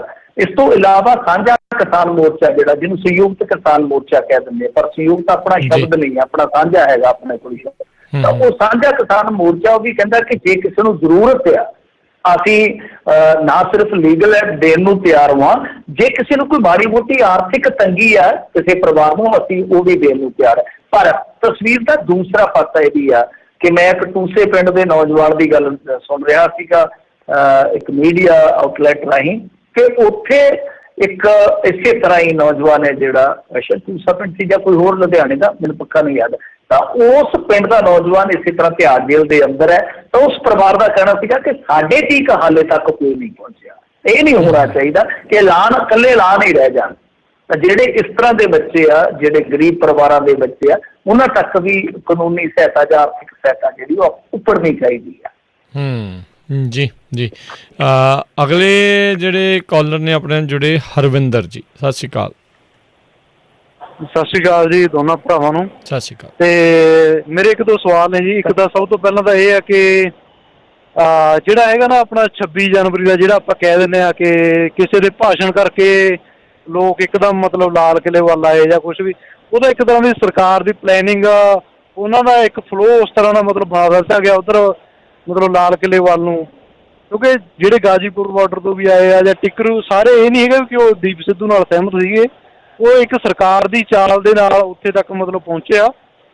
ਤੇ ਮੈਨੂੰ ਨਹੀਂ ਲੱਗਦਾ ਵੀ ਇੱਕ ਦਿਨ ਪਹਿਲਾਂ ਦਿੱਤੇ ਹੋਏ ਭਾਸ਼ਣ ਨਾਲ ਕੋਈ ਇਹਦਾ ਮਤਲਬ ਹਜੂਮ ਇੱਕਦਮ ਉੱਥੇ ਜਾ ਸਕਦਾ। ਤੇ ਦੂਜੀ ਗੱਲ ਮੈਂ ਇਹ ਪੁੱਛਣਾ ਸੀਗਾ ਕਿ ਜੱਗੀ ਜੌਹਲ ਦੀ ਗ੍ਰਿਫਤਾਰੀ ਬਾਰੇ, ਜਿਹੜੇ ਉਹ ਜੇਲ੍ਹ ਦੇ ਵਿੱਚ ਸੀਗੇ, ਉਹਦੇ ਉੱਪਰ ਕੀ ਅਪਡੇਟ ਆ। ਤੇ ਇੱਕ ਇਹ ਪੁੱਛਣਾ ਸੀਗਾ ਕਿ ਜਿਵੇਂ DSGM ਆਪਣੀ ਦਿੱਲੀ ਪ੍ਰਬੰਧਕ ਕਮੇਟੀ ਹੋ ਗਈ, ਉਹਨਾਂ ਨੇ ਤਾਂ ਚਲੋ ਜਿਵੇਂ ਵੀ ਕਰ ਰਹੇ ਆ ਉਹ, ਚਾਹੇ ਰਾਜਨੀਤਿਕ ਤੌਰ ਤੇ ਲਾ ਲਓ ਜੋ ਵੀ ਆ, ਪਰ ਜਿਹੜੀ SGPC ਆ ਆਪਣੀ, ਉਹ ਬਿਲਕੁਲ ਹੀ ਮਤਲਬ ਉਹਨਾਂ ਨੇ ਸ਼ਰਮੀ ਮਤਲਬ ਲਾਈ ਹੋਈ ਆ। ਉਹਨਾਂ ਵੱਲੋਂ ਕੀ ਐਫਰਟ ਹੋ ਰਿਹਾ ਹੈ ਅੰਦੋਲਨ ਦੇ ਬਾਰੇ? ਵੈਸੇ ਤਾਂ ਇੱਕੋ ਗੱਲ ਹੀ ਹੈ, ਕੋਈ ਵੱਖਰਾ ਉਹ ਨਹੀਂ ਹੈ ਕੁਛ ਵੀ। ਦਿੱਲੀ ਦੇ ਵਿੱਚ ਉਹ ਕੰਮ ਕਰ ਲੈਂਦੇ ਆ, ਪੰਜਾਬ 'ਚ ਇਹ ਕੰਮ ਕਰ ਲੈਂਦੇ ਆ, ਪਰ ਇਹ ਗੱਲ ਤੁਹਾਡੀ ਠੀਕ ਹੈ ਕਿ ਪੰਜਾਬ ਦੇ ਵਿੱਚ ਜਿੱਦਾਂ ਹੁਣ ਆਪਾਂ ਗੱਲ ਕੀਤੀ ਆ ਕਿ ਉਹਨਾਂ ਪਰਿਵਾਰਾਂ ਤੱਕ ਥੋੜ੍ਹਾ ਬਹੁਤਾ ਇਹ ਸਰਮਾਇਆ ਕਰ ਸਕਦੇ ਆ, ਵਧੀਆ ਇਹ ਵੀ ਕੋਸ਼ਿਸ਼ ਹੋ ਸਕਦੀ ਹੈ ਕਿ ਜੇ ਕੋਈ ਗਰੀਬ ਫੈਮਿਲੀ ਹੈ, ਉਹਨਾਂ ਦਾ ਪਰਿਵਾਰ ਹੈ ਜਿਹੜਾ ਪੀੜਤ ਆ ਇਸ ਗੱਲ ਤੋਂ ਕਿ ਉਹਨਾਂ ਦਾ ਕਮਾਊ ਬੰਦਾ ਅੰਦਰ ਆ, ਤਾਂ ਮਾੜੀ ਮੋਟੀ ਹੈਲਪ SPPC ਵੀ ਕਰ ਦੇਵੇ ਤਾਂ ਕੋਈ ਫਰਕ ਨਹੀਂ ਪੈਂਦਾ, ਵੀ ਅੱਛੀ ਗੱਲ ਹੋਏਗੀ। ਦੂਜੀ ਗੱਲ ਜਿਹੜੀ ਤੁਸੀਂ ਕਹੀ ਆ ਕਿ ਇਹਦੇ ਨਾਲ ਕੋਈ ਫਰਕ ਨਹੀਂ ਪਿਆ ਕਿਸੇ ਭਾਸ਼ਣ ਨਾਲ ਜਾਂ ਕਿਸੇ ਇਸ ਤਰ੍ਹਾਂ ਦੇ ਪ੍ਰਵੋਕ ਕਰਨ ਨਾਲ, ਮੇਰੇ ਖਿਆਲ ਨਾਲ ਮੇਰਾ ਮੰਨਣਾ ਥੋੜ੍ਹਾ ਜਿਹਾ ਅਲੱਗ ਹੈ, ਮਾਫ਼ ਕਰਨਾ, ਕਿ ਫਰਕ ਤਾਂ ਪੈਂਦਾ, ਫਰਕ ਤਾਂ ਇਸ ਚੀਜ਼ ਦਾ ਵੀ ਪਿਆ ਵਾ ਕਿ ਜਥੇਬੰਦੀਆਂ ਨੇ ਪਹਿਲਾਂ ਕਹਿ ਕੇ ਜਿਸ ਤਰ੍ਹਾਂ ਦਾ ਇੱਕ ਤਰ੍ਹਾਂ ਨਾਲ ਕਹਿ ਲਓ ਕਿ ਪਕੇਵਾਂ ਕਰ ਦਿੱਤਾ ਲੋਕਾਂ 'ਚ, ਤੇ ਲੋਕ ਇਹ ਧਾਰ ਕੇ ਆਏ ਸੀਗੇ ਕਿ ਅਸੀਂ ਜਾਣਾ ਹੈ, ਗਾਂਹ ਜਾਣਾ ਹੈ, ਫਿਰ ਬਦਲਵਾਂ ਪ੍ਰੋਗਰਾਮ ਦਿੱਤਾ ਗਿਆ ਤਾਂ ਕਿਤੇ ਨਾ ਕਿਤੇ ਉਹ ਵੀ ਕੰਮ ਕਰਦਾ, ਉਹ ਵੀ ਫੈਕਟਰ ਸੀਗਾ। ਫਿਰ ਜਿੱਦਾਂ ਨਵਰੀਤ ਦੇ ਮਾਮਲੇ 'ਚੋਂ ਗੱਲ ਨਿਕਲ ਕੇ ਆਈ, ਜਿਹੜੀ ਤੁਸੀਂ ਗਾਜ਼ੀਪੁਰ ਵਾਲੀ ਗੱਲ ਕਰਦੇ ਹੋ ਕਿ ਉੱਥੇ ਕੋਈ 1-2 ਰਾਤਾਂ ਪਹਿਲਾਂ ਉੱਥੇ ਵੀ ਪਹੁੰਚੇ ਆ ਕੁਛ ਲੋਕ, ਕੌਣ ਲੋਕ ਸੀਗੇ ਜਾਂਚ ਪੜਤਾਲ ਦਾ ਵਿਸ਼ਾ ਕਿ ਜਿਨ੍ਹਾਂ ਨੇ ਪ੍ਰਵੋਕ ਕੀਤਾ। ਔਰ ਨਵਰੀਤ ਦਾ ਦਾਦਾ ਵੀ ਇਹੀ ਗੱਲ ਕਹਿੰਦਾ ਕਿ ਜਿਹੜੇ ਬਾਬਾ ਜੀ ਦੇ ਨਾਲ ਗਏ ਸੀ ਉਹ ਕਹਿੰਦੇ ਆ ਕਿ ਅਸੀਂ ਇੱਕ ਵਾਰੀ ਮੁੰਡਿਆਂ ਨੂੰ ਮੋੜ ਲਿਆਏ ਸੀਗੇ, ਪਰ ਦੁਬਾਰਾ ਫਿਰ ਉਹਨਾਂ ਦੇ ਕਿਉਂਕਿ ਕੰਟੈਕਟ ਐਕਸਚੇਂਜ ਹੋ ਚੁੱਕੇ ਸੀਗੇ। ਤਾਂ ਇਹ ਭਾਜੀ ਬਹੁਤ ਗੱਲਾਂ ਡੂੰਘੀਆਂ ਨੇ, ਆਪਾਂ ਇੱਕ ਤਰਫਾ ਨਾ ਰੱਖੀਏ ਮਾਈਂਡ ਸੈਟ, ਆਪਾਂ ਨੂੰ ਦੋਹੇ ਪਾਸੇ ਵੇਖਣੇ ਪੈਣਗੇ। ਮੈਂ ਤਾਂ ਹੀ ਕਹਿਣਾ ਕਿ ਤੁਸੀਂ ਇਸ ਅੰਦੋਲਨ ਦੇ ਜੇ ਸੱਚਮੁੱਚ ਖੈਰ ਖਵਾਓ ਤਾਂ ਤੁਹਾਨੂੰ ਦੋਹੇ ਪੱਖ ਨਾਲ ਲੈ ਕੇ ਚੱਲਣੇ ਪੈਣਗੇ ਕਿ ਕੀ ਕੋਈ ਕੌਨਸਪੀਰੇਸੀ ਸੀਗੀ ਜਾਂ ਆਪਣਾ ਇੱਕ ਵੇਗ ਸੀਗਾ, ਤਾਂ ਉਸ ਵੇਗ ਨੂੰ ਸੰਭਾਲਣ ਦਾ ਜ਼ਿੰਮਾ ਵੀ ਤਾਂ ਫਿਰ ਲੀਡਰਾਂ ਦਾ ਹੀ ਹੈ ਨਾ, ਕਿ ਜੇ ਕੋਈ ਵੇਗ ਸੀਗਾ ਤਾਂ ਉਹ ਸੰਭਾਲਣਾ ਚਾਹੀਦਾ ਸੀ। ਜੇ ਤੁਹਾਨੂੰ ਪਤਾ ਹੈ ਕਿ ਤੁਸੀਂ ਇੱਕ ਬਹੁਤ ਵੱਡਾ ਜਿੱਦਾਂ ਕਹਿ ਲਓ ਕਿ ਪਾਣੀ ਦਾ ਖਾਲਾ ਭਰ ਕੇ ਲਿਆ ਰਹੇ ਹੋ, ਤੇ ਤੁਹਾਨੂੰ ਇਹ ਵੀ ਵੇਖਣਾ ਚਾਹੀਦਾ ਕਿ ਰਾਹ ਦੇ ਵਿੱਚ ਜੇ ਉਹ ਟੁੱਟ ਗਿਆ ਕਿਤੇ ਤਾਂ ਮੈਂ ਫਿਰ ਨੱਕਾ ਬੰਨਣਾ ਕਿੱਦਾਂ, ਇਹ ਵੀ ਤੁਹਾਨੂੰ ਥੋੜਾ ਜਿਹਾ ਦੇਖਣਾ ਪਏਗਾ। ਜੀ ਅਗਲੇ ਕਾਲਰ ਹਰਜਿੰਦਰ। ਹਾਂਜੀ ਹਰਜਿੰਦਰ ਜੀ। ਹੈਲੋ, ਸਤਿ ਸ਼੍ਰੀ ਅਕਾਲ ਜੀ। ਸਤਿ ਸ਼੍ਰੀ ਅਕਾਲ ਜੀ। ਮੈਂ ਵੀਰਾਂ ਨੂੰ ਇਹ ਕਹਿਣਾ ਚਾਹੁੰਦਾ ਵੀ ਜਿਹੜੇ ਹੈਗੇ ਆ ਸੰਯੁਕਤ ਮੋਰਚੇ ਵਾਲੇ, ਉਹਨਾਂ ਨੇ ਇਹ ਕਿਹਾ ਵੀ ਜਿਹਦਾ ਵੀ ਕੋਈ ਗੱਲਬਾਤ ਹੁੰਦੀ ਆ, ਕੋਈ ਘਰ ਦੀ ਗੱਲਬਾਤ ਆ, ਉਹ ਸਾਨੂੰ ਨੋਟ ਕਰਾਓ, ਅਸੀਂ ਆਪਣੇ ਨੋਟ 'ਚ ਲਿਆ ਕੇ ਉਹਨਾਂ ਨੂੰ ਸਾਰੀਆਂ ਮਤਾਂ ਦੇਵਾਂਗੇ। ਆਪ ਉਹਨਾਂ ਨੂੰ ਕਰਾਉਣਾ ਪੈਂਦਾ ਵਾ, ਥੋੜ੍ਹੀ ਖੇਚਲ ਕਰਨ ਜਿੱਥੇ ਵੀ ਪਰਿਵਾਰਕ ਮੈਂਬਰ ਹੋਣ ਉਹਨਾਂ ਦੇ। ਬਾਕੀ ਰਹੀ ਗੱਲ ਜਿਹੜੀ ਕਹਿੰਦੇ ਉਧਰ ਨੂੰ ਦੀਪ ਸਿੱਧੂ ਦਾ, ਚਲੋ ਠੀਕ ਹੈ ਉਹਨੇ ਗਲਤੀ ਕੀਤੀ ਆ, ਸਾਰੇ ਮੰਨਦੇ ਆ, ਲੇਕਿਨ ਸਪੀਕਰ ਸਪੈਸ਼ਲ ਜਿਹੜਾ ਸਪੀਕਰ ਦੇ ਅਨਾਊਂਸਮੈਂਟ ਉੱਥੇ ਉੱਤੇ ਚੜ੍ਹ ਕੇ ਕਰ ਰਿਹਾ, ਉਹ ਅਕਸਰ ਸਪੈਸ਼ਲ ਗਿਆ ਵਾ ਸਪੀਕਰ ਵੀ, ਠੀਕ ਹੈ ਪੁਲਿਸ ਕਰ ਦਿੰਦੀ ਹੈ। ਪੁਲਿਸ ਨੇ ਉਹ ਆਪਣੇ ਮਾਹੌਲ ਦੇ ਵਿੱਚ ਵੀ ਟਰੈਪ ਕਿਤੇ ਲਾਉਂਦਾ, ਬੁੱਸ ਕਿਤੇ ਲਾਉਂਦੇ ਹੁੰਦੇ ਸੀ, ਕਿਸੇ ਬੰਨੇ ਉਹ ਸ਼ੋਅ ਕਰਦੇ ਤੇ ਟਰੈਪ ਦੂਜੇ ਬੰਨੇ ਜਾ ਕੇ ਲਾ ਲੈਂਦੇ ਹੁੰਦੇ ਸੀ। ਇਹ ਪੁਲਿਸ ਦਾ ਟਰੈਪ ਆ। ਜਿਹੜੇ ਗਏ ਆ ਤੁਹਾਨੂੰ ਵੀ ਪਤਾ, ਸੰਯੁਕਤ ਮੋਰਚੇ ਦੇ ਨਾਲ ਜਿਹੜੀਆਂ ਗੱਡੀਆਂ ਗਈਆਂ ਉਹਨਾਂ ਨੂੰ ਵਾਰ ਵਿੰਗਾ ਨਹੀਂ ਹੋਇਆ, ਭਾਵੇਂ ਉਹ ਘੁੰਮ ਕੇ ਗਏ ਆ। ਇਹ ਆਪ ਜਿਹੜਾ ਰਾਤ ਨਾਲ ਪ੍ਰਦੰਗ ਮਚਾਇਆ ਵਾ, ਉਹਦਾ ਕਰਕੇ ਸਾਰੇ ਕੰਮ ਹੋਇਆ ਵਾ। ਬਾਕੀ ਤੁਸੀਂ ਮਿੰਟੂ ਵੀਰ ਜੀ ਬਹੁਤ ਸਿਆਣੇ ਆ, ਇਹ ਕਮੈਂਟ ਕਰ ਸਕਦੇ ਇਹਦੇ ਤੇ ਜੀ। ਨਹੀਂ ਮੈਂ ਤਾਂ ਕਰ ਹੀ ਰਿਹਾ, ਮੈਂ ਤਾਂ ਕਹਿ ਰਿਹਾ ਕਿ ਦੇਖੋ ਜੀ ਜਿਵੇਂ ਵੀ ਹੋਇਆ, ਜੋ ਵੀ ਹੋਇਆ ਗਲਤ ਕੰਮ ਹੋਇਆ, ਕਿਉਂਕਿ ਉਹਦਾ ਨੁਕਸਾਨ ਹੋਇਆ। ਉਹ ਜਿਵੇਂ ਵੀ ਹੋਇਆ, ਹੁਣ ਉਹ ਤਾਂ ਜਾਂ ਤਾਂ ਕੋਈ ਜਾਂਚ ਪੜਤਾਲ ਕਰੇ ਏਜੰਸੀ ਜਾਂ ਕਿਸਾਨ ਜਥੇਬੰਦੀਆਂ ਆਪਣੇ ਪੱਧਰ ਤੇ ਇਹਨਾਂ ਚੀਜ਼ਾਂ ਦਾ ਨਿਖੇੜਾ ਕਰਨ, ਕਿਉਂਕਿ ਇਹਨਾਂ ਦੇ ਕੋਲ ਵੀ ਉੱਥੇ ਆਪਣੀ ਇੰਟੈਲੀਜੈਂਸੀ ਆ, ਆਪਣੇ ਵਲੰਟੀਅਰ ਹੈ, ਪਤਾ ਕਰ ਸਕਦੇ ਆ, ਗੱਲਬਾਤ ਕੀਤੀ ਜਾ ਸਕਦੀ ਆ। ਕਿਉਂਕਿ ਵੈਸੇ ਵੀ ਤਾਂ ਆਪਾਂ ਦੇਖਦੇ ਹਾਂ ਨਾ, ਬਹੁਤ ਸਾਰੀਆਂ ਘਟਨਾਵਾਂ ਲਈ ਆਪਣੇ ਪੱਧਰ ਤੇ ਇੱਕ ਕਮੇਟੀ ਬਣਾ ਦਿੱਤੀ ਜਾਂਦੀ ਹੈ ਮਾਹਰਾਂ ਦੀ, ਤਾਂ ਉਹ ਰਿਪੋਰਟ ਵੀ ਦੇ ਦਿੰਦੀ, ਆਪਣੀ ਫਾਈਂਡਿੰਗਸ ਉਹ ਵੀ ਦੇ ਦਿੰਦੀ ਹੈ। ਤੇ ਇਹ ਕਰ ਲੈਣ ਆਪਣੀ ਘੋਖ ਪੜਤਾਲ ਕਿ ਉਹ ਕੌਣ ਲੋਕ ਸੀਗੇ ਜਿਹੜੇ ਗਾਜ਼ੀਪੁਰ ਗਏ, ਜਿਵੇਂ ਉਹ ਬਾਬਾ ਨੂਪ ਸਿੰਘ ਜੀ ਦੱਸ ਰਹੇ ਆ, ਜਿਨ੍ਹਾਂ ਦੀ ਅਗਵਾਈ 'ਚੋਂ ਨਵਰੀਤ ਸਿੰਘ ਹੋਰੀ ਗਏ ਸੀਗੇ, ਉਹ ਕੌਣ ਲੋਕ ਆ, ਜਾਂ ਵਾਕਿਆ ਹੀ ਕੋਈ ਭੁਲੇਖਾ ਪੈ ਗਿਆ ਵਾ। ਤਾਂ ਇਹ ਚੀਜ਼ਾਂ ਦਾ ਘੋਖ ਪੜਤਾਲ ਹੋ ਕੇ ਨਤੀਜਾ ਕੱਢਣਾ ਚਾਹੀਦਾ ਹੈ। ਪਰ ਦੂਜੀ ਗੱਲ ਇਹ ਆ ਕਿ ਮੈਂ ਸਮਝਦਾ ਹਾਂ ਕਿ ਜਿਹੜਾ ਨੁਕਸਾਨ ਹੋਇਆ, ਜਿੱਦਾਂ ਹੁਣ ਜਾਨੀ ਨੁਕਸਾਨ ਆ ਜਾਂ ਬਹੁਤ ਸਾਰੇ ਲੋਕ ਫੜੇ ਗਏ ਆ, ਉਹਨਾਂ 'ਚੋਂ ਤੇ ਬਹੁਤਿਆਂ ਨੂੰ ਮੇਰੇ ਖਿਆਲ ਦੇ ਨਾਲ ਹੋ ਸਕਦਾ ਖੁਦ ਨੂੰ ਵੀ ਨਾ ਪਤਾ ਹੋਵੇ ਕਿ ਉਹ ਟਰੈਪ 'ਚ ਜਾ ਰਹੇ ਆ ਜਾਂ ਉਹ ਵਰਗਲਾ ਕੇ ਲਿਜਾਏ ਜਾ ਰਹੇ ਆ ਜਾਂ ਕੋਈ ਹੋਰ ਸਾਜ਼ਿਸ਼ ਹੈ, ਉਹਨਾਂ ਨੂੰ ਤਾਂ ਪਤਾ ਹੀ ਨਹੀਂ ਹੋਣਾ, ਪਰ ਉਹਨਾਂ ਦਾ ਨੁਕਸਾਨ ਹੋ ਗਿਆ। ਤਾਂ ਜਿਵੇਂ ਤੁਹਾਡੀ ਗੱਲ ਹੈ ਕਿ ਜੋ ਹੋ ਗਿਆ ਸੋ ਹੋ ਗਿਆ, ਬਿਲਕੁਲ ਉਹਨਾਂ ਦੀ ਮਦਦ ਕਰਨੀ ਚਾਹੀਦੀ ਹੈ। ਮੈਂ ਤਾਂ ਇਹ ਵੀ ਕਹਿੰਦਾ ਕਿ ਜੇ ਦੀਪ ਸਿੱਧੂ ਦੀ ਮਨਸ਼ਾ ਸਹੀ ਹੈ, ਦੀਪ ਸਿੱਧੂ ਜਿਹੜੇ ਉਹਦੇ ਸਮਰਥਕ ਹੈ, ਉਹਨਾਂ ਨੂੰ ਵੀ ਨਿਰਾਸ਼ ਨਹੀਂ ਹੋਣਾ ਚਾਹੀਦਾ।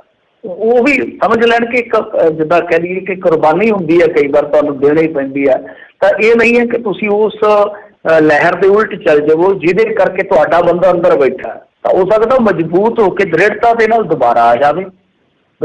ਤਾਂ ਤੁਹਾਨੂੰ ਵੀ ਜਦ ਤੱਕ ਨਿਰਾਸ਼ਾਵਾਦੀ ਹੋ ਕੇ ਅੱਡ ਹੋਣ ਦੀ ਜ਼ਰੂਰਤ ਨਹੀਂ ਹੈ। ਹਾਂ, ਤੁਸੀਂ ਜਿਹਨੂੰ ਵੀ, ਮੈਂ ਤੇ ਇੱਕ ਦਿਨ ਨਾ ਸਾਡੇ ਇੱਥੇ ਅਸੀਂ ਮੁੰਡੇ ਭੇਜਣੇ ਸੀਗੇ ਦਿੱਲੀ, ਤੇ ਰਸਦ ਪਾਣੀ ਇੱਥੋਂ ਆਪਣੇ ਪਿੰਡ 'ਚੋਂ ਇਕੱਠਾ ਕਰਕੇ ਜਦੋਂ ਅਸੀਂ ਘੱਲਣ ਲੱਗੇ ਤੇ ਕਹਿੰਦੇ ਕਿ ਝੰਡਾ ਲਾਉਣਾ ਕਿਸਾਨੀ ਦਾ, ਕਿਹੜਾ ਲਾਈਏ? ਤੇ ਮੈਂ ਆਖਿਆ ਯਾਰ ਝੰਡਾ ਜੇ ਲਾਉਣਾ, ਕਹਿੰਦੇ ਨਹੀਂ ਆਪਾਂ ਹੋਰ ਵੀ, ਹੁਣ ਮੈਂ ਕਿਹਾ ਜਿਹੜਾ ਮਰਜ਼ੀ ਲਾ ਲਓ, ਆਪਾਂ ਕਿਹੜਾ ਕੋਈ ਕਿਸੇ ਗਰੁੱਪ ਦੇ ਨਾਲ ਹੈ। ਤਾਂ ਮੁੰਡੇ ਕਹਿੰਦੇ ਕਿ ਨਹੀਂ ਆਪਾਂ ਪੱਕੇ ਵੀ ਲਾਉਣੇ। ਮੈਂ ਕਿਹਾ ਪੱਕਾ ਕਿਸੇ ਜਥੇਬੰਦੀ ਦਾ ਨਾ ਲਾਇਓ, ਕਿਉਂਕਿ ਆਪਾਂ ਨੂੰ ਤਾਂ ਸਾਰੇ ਨਗਰ ਨੇ ਦਿੱਤਾ, ਮੁੜ ਕਿਸੇ ਗਰੁੱਪ ਵਿੱਚੋਂ ਨਿਕਲਦਾ। ਤੇ ਮੈਂ ਕਿਹਾ ਯਾਰ ਸਾਰਿਆਂ ਨਾਲ ਤੁਸੀਂ ਐਂ ਕਰ ਲਓ, ਛੱਡੋ ਖੜਾ ਦਫਾ ਕਰੋ। ਉਹ ਕਹਿੰਦਾ ਉਹਦਾ ਲਾ ਲਓ, ਕਹਿੰਦਾ ਉਹਦਾ ਲਾ ਲਓ, ਤੇ ਇੱਕ ਆਪਣਾ ਝੰਡਾ ਹੀ ਅੱਡ ਬਣਾ ਲਓ, ਪਿੰਡ ਦਾ ਕਾਲਾ ਬਣਾ ਲਓ ਕਿ ਸਾਡਾ ਤਾਂ ਲਹਿਦਾ ਹੈ। ਅਸੀਂ ਤਾਂ ਇੱਕ ਲੜਾਈ ਦੇ ਨਾਲ, ਸਾਡੀ ਕੋਈ ਜਥੇਬੰਦੀ ਨਹੀਂ, ਸਾਡਾ ਕੋਈ ਗਰੁੱਪ ਨਹੀਂ ਹੈ, ਸਾਡਾ ਕੋਈ ਨੇਤਾ ਵਿਸ਼ੇਸ਼ ਨਹੀਂ ਹੈ। ਅਸੀਂ ਇਸ ਲੜਾਈ 'ਚ ਲੜਾਈ ਦੇ ਨਾਲ, ਉਹ ਵੀ ਚੀਜ਼ ਹੈਗੀ ਹੈ। ਮੇਰੇ ਕਹਿਣ ਦਾ ਮਤਲਬ ਇਹ ਹੈ ਕਿ ਤੁਸੀਂ ਜਿਹਨੂੰ ਮਰਜ਼ੀ ਆਪਣਾ ਆਗੂ ਮੰਨ ਲਓ, ਜਿਹਨੂੰ ਮਰਜ਼ੀ ਤੁਸੀਂ ਚਾਹੁਣ ਲੱਗਦੇ ਹੋ, ਮੁਹੱਬਤ ਕਰੋ, ਤੁਹਾਡਾ ਆਪਣਾ ਕਹਿ ਲਓ ਵਿਅਕਤੀਗਤ ਨਜ਼ਰੀਆ ਹੋ ਸਕਦਾ, ਤੁਹਾਡਾ ਫੈਸਲਾ ਹੋ ਸਕਦਾ, ਪਰ ਲੜਾਈ ਸਾਰਿਆਂ ਦੀ ਸਾਂਝੀ ਹੈ, ਲੜਾਈ ਪੰਜਾਬ ਦੀ ਹੈ। ਉਹਦੇ ਵਾਸਤੇ ਤੁਸੀਂ ਆਪਣਾ ਅਲੱਗ ਝੰਡਾ ਰੱਖ ਸਕਦੇ ਹੋ, ਕਾਲਾ ਝੰਡਾ ਸਭ ਤੋਂ ਬੈਸਟ ਹੈ, ਪਰ ਲੜਾਈ 'ਚ ਅੱਡ ਨਾ ਹੋਵੋ। ਜੀ ਜੀ, ਤੇ ਬਹੁਤ ਬਹੁਤ ਸ਼ੁਕਰੀਆ ਮਿੰਟੂ ਜੀ, ਤੁਸੀਂ ਸਾਡੇ ਨਾਲ ਜੁੜੇ, ਇਹਨਾਂ ਖਬਰਾਂ ਬਾਰੇ ਤੁਸੀਂ ਜਾਣਕਾਰੀ ਦਿੱਤੀਆਂ, ਸਰੋਤਿਆਂ ਦੇ ਸਵਾਲਾਂ ਦੇ ਜਿਹੜੇ ਉਹ ਜਵਾਬ ਦਿੱਤੇ। ਤੇ ਮਿਲਦੇ ਹਾਂ ਜੀ ਕੱਲ੍ਹ ਨੂੰ। ਬਹੁਤ ਸ਼ੁਕਰੀਆ, ਧੰਨਵਾਦ, ਸਤਿ ਸ਼੍ਰੀ ਅਕਾਲ। ਧੰਨਵਾਦ ਜੀ, ਸਤਿ ਸ਼੍ਰੀ ਅਕਾਲ ਜੀ। ਤੇ ਸਰੋਤਿਓ, ਇੱਥੇ ਹੀ ਸਾਡਾ ਅੱਜ ਦਾ ਇਹ ਪ੍ਰੋਗਰਾਮ ਹੁਣ ਸਮਾਪਤ ਹੈ। ਮਿਲਦੇ ਹਾਂ ਅਗਲੀ ਵਾਰ, ਤੱਕ ਲਈ ਮੇਰੇ ਵੱਲੋਂ ਵੀ ਤੁਹਾਨੂੰ ਸਭ ਨੂੰ ਪਿਆਰ ਸਤਿਕਾਰ, ਸਤਿ ਸ਼੍ਰੀ ਅਕਾਲ। ਸੁਣਦੇ ਰਹੋ ਪੰਜਾਬੀ ਰੇਡੀਓ USA।